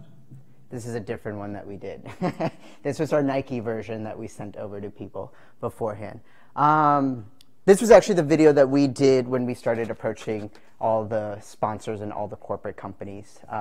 When I first set out on it, I was already a sub-elite marathoner, which means I'm in the competitive field. So I had my sponsor who I could go to and see if which is ASICS, if they would help promote this project. The minute that we got them on board, all the other companies started coming on. They were like, cool, if a bigger brand, especially ASICS, which is such an established, running brand in the country, and especially like in the running community, would come on board, all of the other companies started coming on, which was really, really cool. And so for them, the biggest thing wasn't even what I was doing. It was like my story and like my motivation behind as to why I wanted to go in and go on this incredible journey, right? Because for them, they were just like, what is it that's going to convince us that you're going to be able to continue when it gets hard, right? Like when you encounter the injuries, if an accident happens or anything like that. And so for me, it was really to give a new definition of what a Latino is here in the U.S., what we represent and what this country means to us. And so for them, that was something that they very much wanted to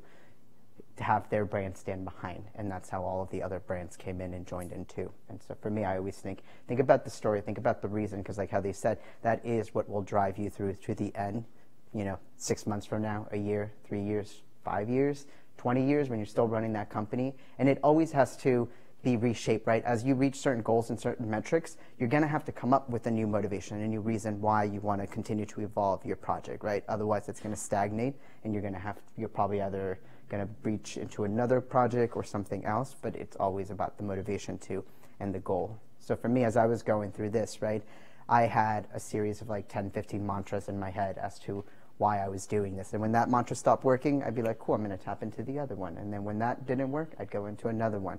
And every day fluctuated. But the whole big thing was that, I knew that at the end of it, I would be able to showcase a new representation of what a Hispanic and a Latino is here in the U.S. So, yeah. Cool. So, do we want to have them do the exercise first, or do we want them to ask questions? Okay, cool. So what we'll do really quick, because I know you guys, everybody had a chance to pitch their project or whatnot, which is cool. So at least everyone has a little bit of an idea of what's going on. What I would suggest for the first one is that just turn to whoever is not on your team right now. And again, repitch your project, what you're trying to do, the business, your idea, and then give them some time to ask you some questions about that project, right? So maybe can we do about super quick, like 3 minutes of that, and then take about 2 minutes to write down your question. And then after we finish that, what I want you to do is you kind of got to play a little bit of like who's who and find out somebody, like if you're doing fashion, right? Go up to people and be like, are you a fashion lover, right? Are you a fashion lover? Are you a fashion lover? And if they respond yes, right, that's the one person that you want to look at, and do the same thing. Pitch their project to them and then see what the questions that they have for you from that. But make sure that you're absorbing that, right? So that way you can see what questions and what issues are popping up from both like a fan of your business or like what you're trying to launch and someone who may not be, as interested in it or who isn't even familiar with it, right? So like I said, so the whole thing should take about 10 minutes. So we'll do 3 minutes for you to just chat with the neighbor next to you, 2 minutes for you to write down your notes, then maybe another quick minute to just find out. If you are a team, make sure that you pack up together and that you go with each other. And then 3 minutes of that, and then 2 minutes to write down your questions, right? All right, good. So there is a point, too, to the limited time that you have, right? One of key points, that's all right. One of the key points is like, how do you immediately engage that person that you're talking to, right? So that there's no dead air in between. And then also, how quickly can you pitch in a succinct manner is specifically what it is that you want to do or that you're trying to do, right? The whole big thing is, yes, that was another time for you guys, in case that you didn't want to do it again, right? So the whole big thing too is that what you want to do, even though I'm giving you like a condensed time, the whole big thing is that in under 5 minutes, you can convince someone to carry that conversation to go on to 30, an hour, 2 hours, days, weeks, right? That's the whole big thing, but also that you're clear about what it is that you're trying to do and why your project matters or your business, and that you can also hook that individual, whether it's someone that's interested in your field or maybe isn't interested in it, right? And so then that way you can do that. So that was the whole point of this exercise. One, for you to see like, wow, where are my holes in my presentation, right? Where are my holes? Like, do I know my business enough? Do I know the product that I'm trying to do enough to just rattle it off, right? That if unexpectedly, right? Because you can't always be on. That's like the big thing too. You can't always be on. You may be at a bar, right, and you're chatting with someone and someone starts talking about it and you're like, oh, I'm actually doing this. And then take it from there, right? Or you may be going to a pitch conference. Many of you will probably be going to pitch conferences if you do commit yourself to go and try to launch these projects. Guess what? They give you 5 minutes to be able to present your idea, launch it off, and do that. I do that a lot for film scripts that I'm trying to launch. I'll go to market, and they'll give you 10 minutes to be able to present your idea, show the demographics, show how it'll appeal to like a much larger mainstream market, and then that's it. You know, and there is someone who is there who's like, you got 10 minutes, get out, you know? So that was the whole point of that exercise, and so I hope that that was helpful, and that you guys can continue practicing your pitches. Before we dive into questions, I'm just going to segue this into the homework. Yes. So for next class, or class session. Hey guys, when's the next class? Does anyone know? Yes, you guys are the best, November 3rd. Yeah. All right. So for next session, I want every group to go out and pitch 15 people on your idea, 15 totally random people. I don't want you to really know them. I don't want any of it, and I also want you to record one pitch into your phone as a video. And the pitch cannot be longer than 30 seconds. Then I also want every group here to go out and research 5 competitors in your field. So 5 people you will be competing against, what they do differently, and why you feel like you're improving upon what they have.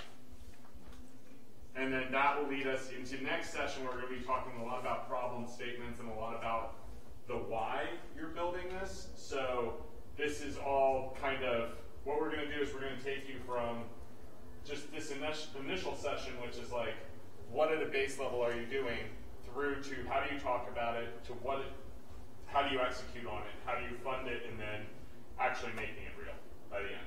So next session, guys, is November 3rd, right?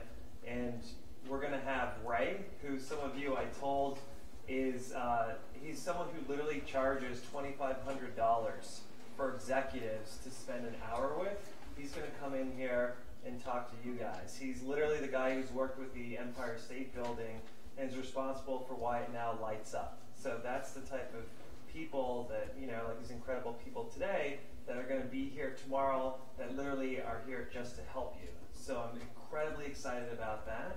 I also wanted to let you guys know that this is a certificate program.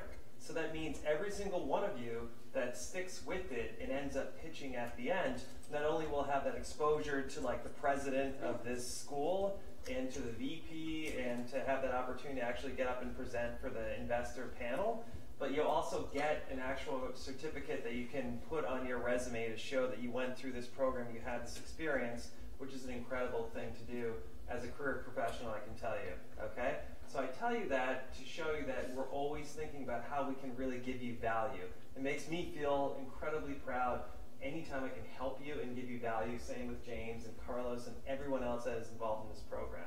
So your commitment, though, is really important to me, and so I hope that you understand that we put so much into it, and hope that you guys can also, all we ask back is for you to do your best to stick with it, and if you have worries or concerns, you can always email us, like myself or Yvonne or James. All right. And now back to your regularly scheduled questions. No, we're good. If there's any questions, yes. So at some point you mentioned that you had to sort of like reframe your idea a few times. Mm-hmm. So how do you change your idea to the point where it's completely different from what you started, or is that okay for you to do? Because we all have this passion, right, for the idea of pitching.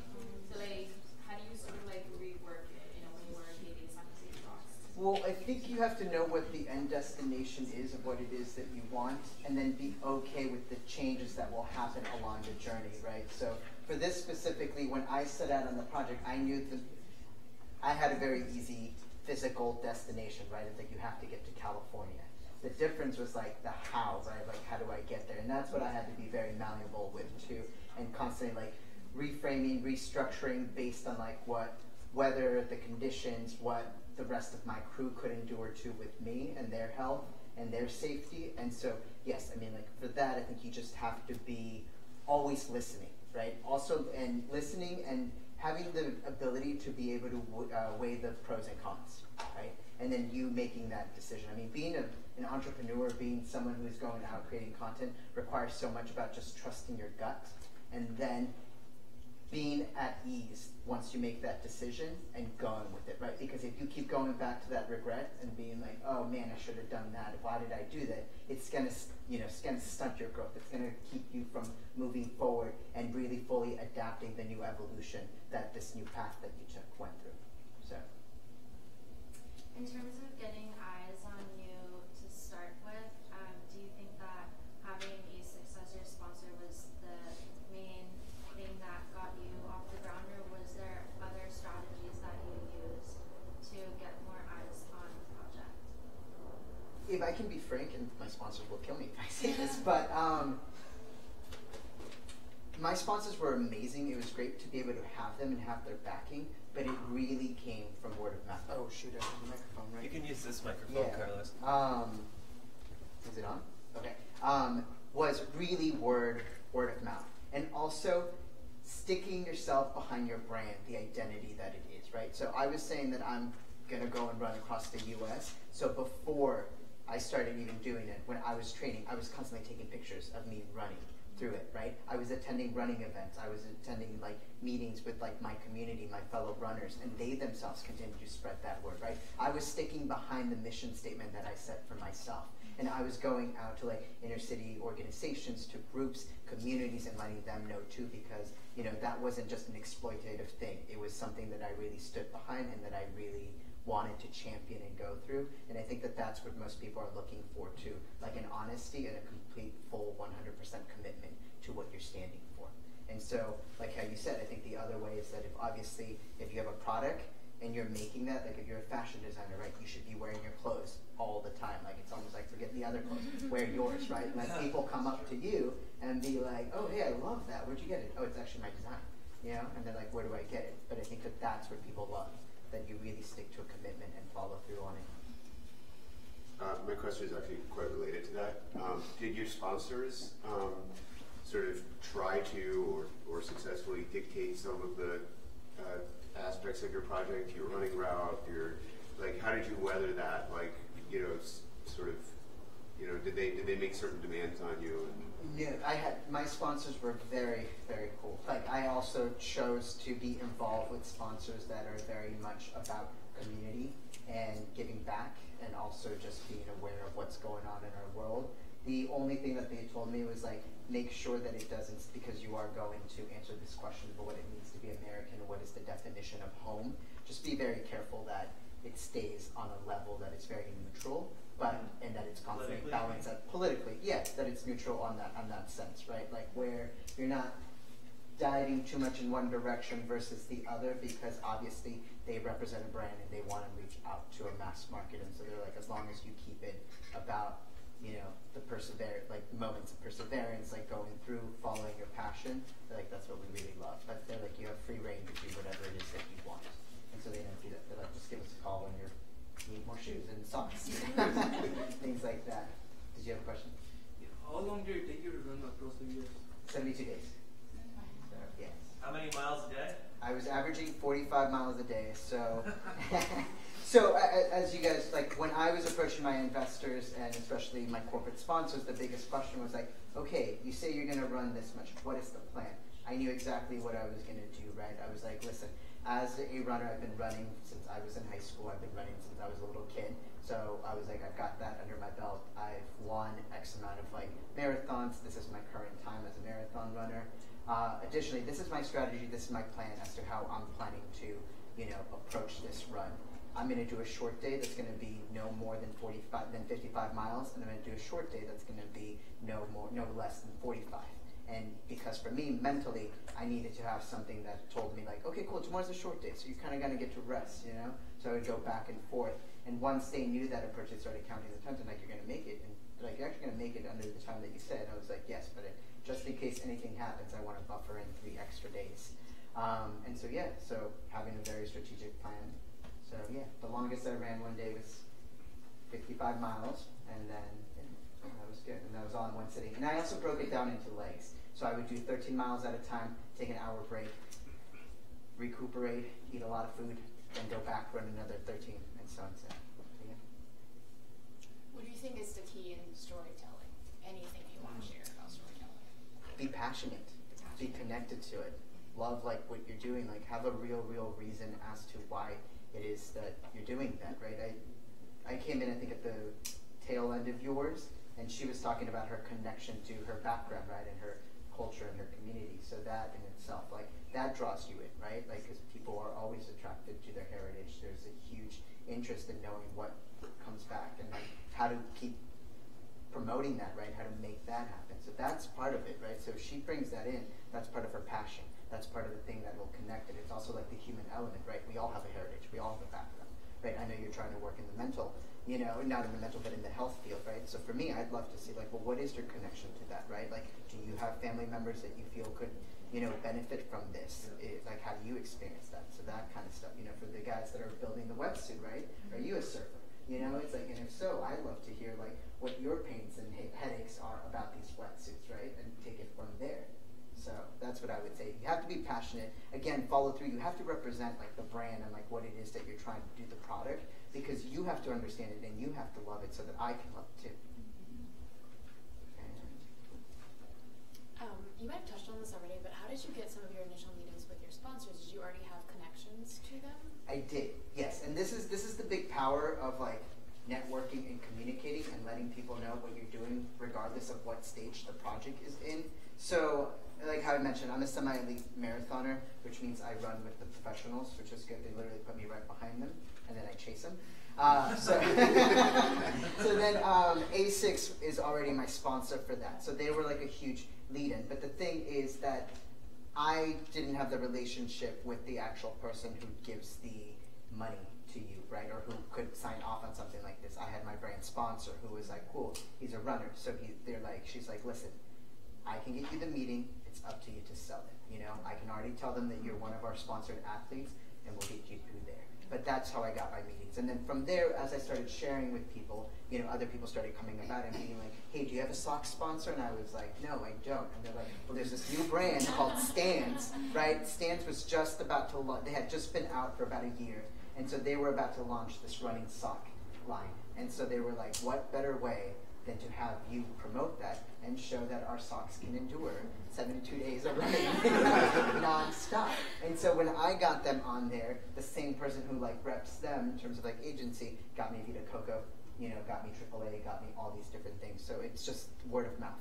And so what I would always say is share with people and also find like where the connections are established. And those like 6 degrees of separation, trust me, those can get you to that direct person that you need. So I would definitely say don't be afraid of just telling people about it. And you don't need to meet with the big head, you know? It's like you can meet with someone who is on their, you know, that works for them because that they're also sometimes some of the ones that are championing you.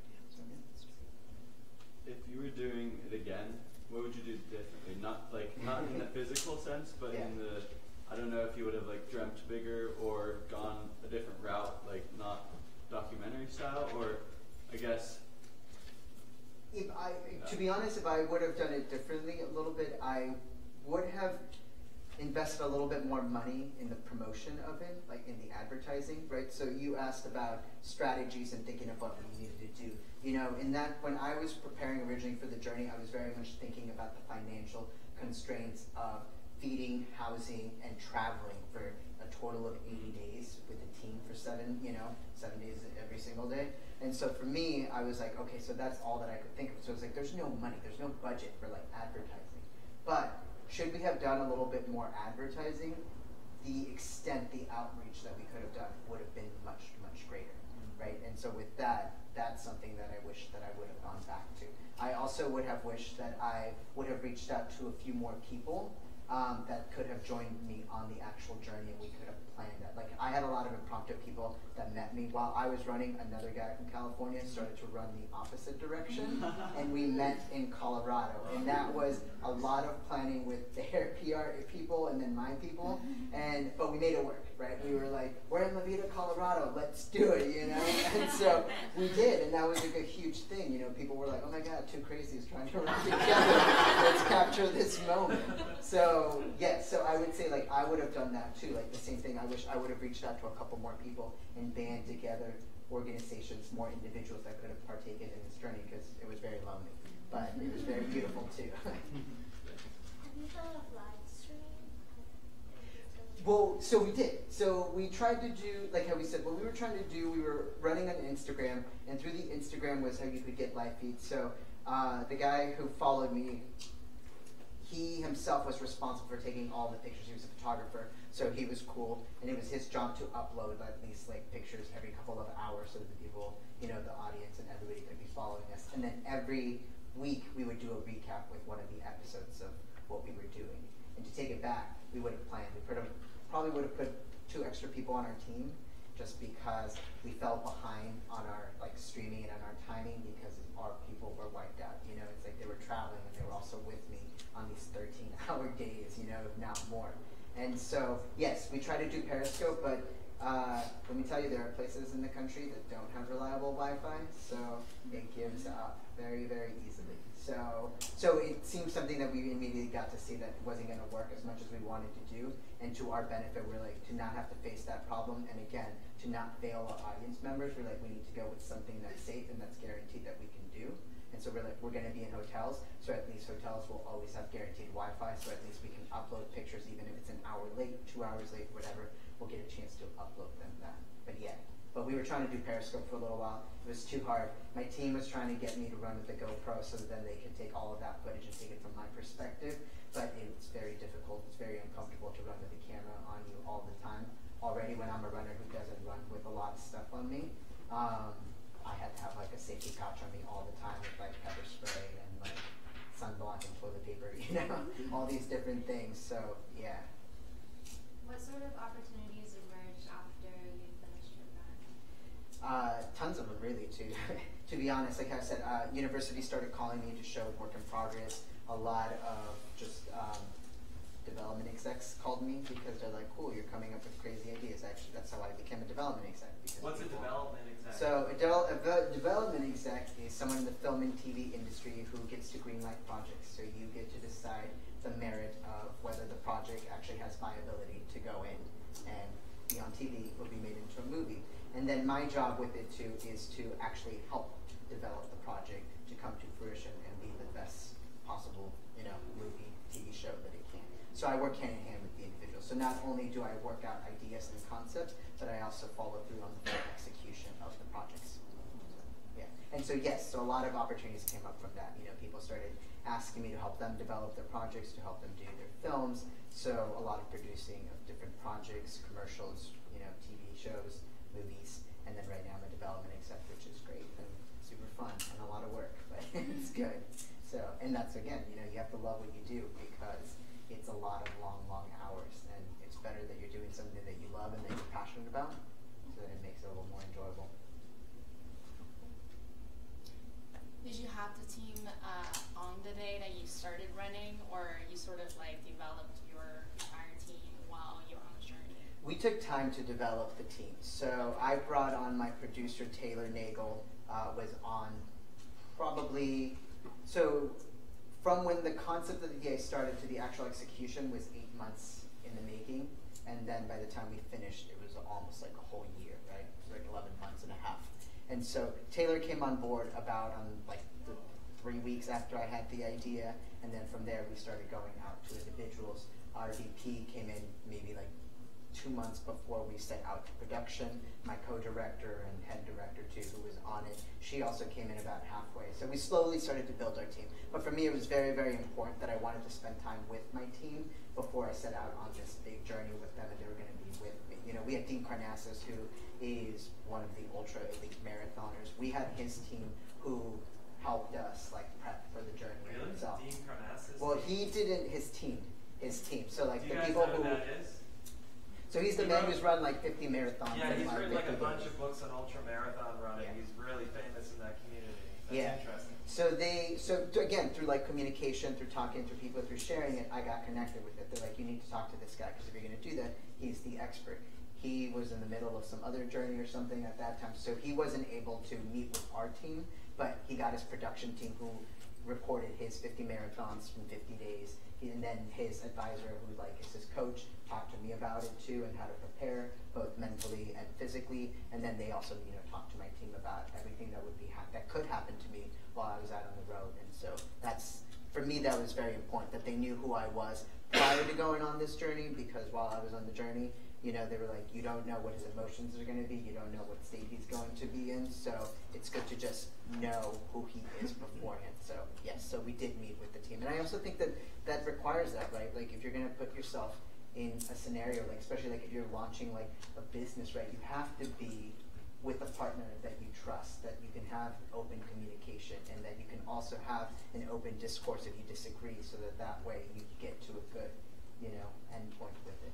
Last question, guys? Anyone has a final question? Awesome. Carlos, thank you so much.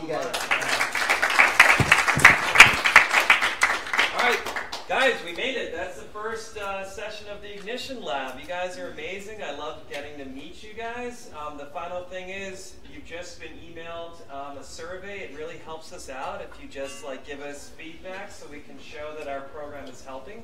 That it's making a difference and we can keep it going. Otherwise, I can't wait to see you guys on February 3rd. Do the homework that James told you, and you can just email us. And if we email you something, it's always nice if you go, got it. Because last year, sometimes we'd email information packets, we'd email questions, and sometimes we wouldn't hear any responses. Even though the people were doing the assignments and were actually doing it, they just weren't letting us know, so we had no way of knowing. So it's always helpful, even if you just take 2 seconds to do that Google response like, got it, thanks, or whatever, that makes a huge difference. All right, thank you guys. Have a great one.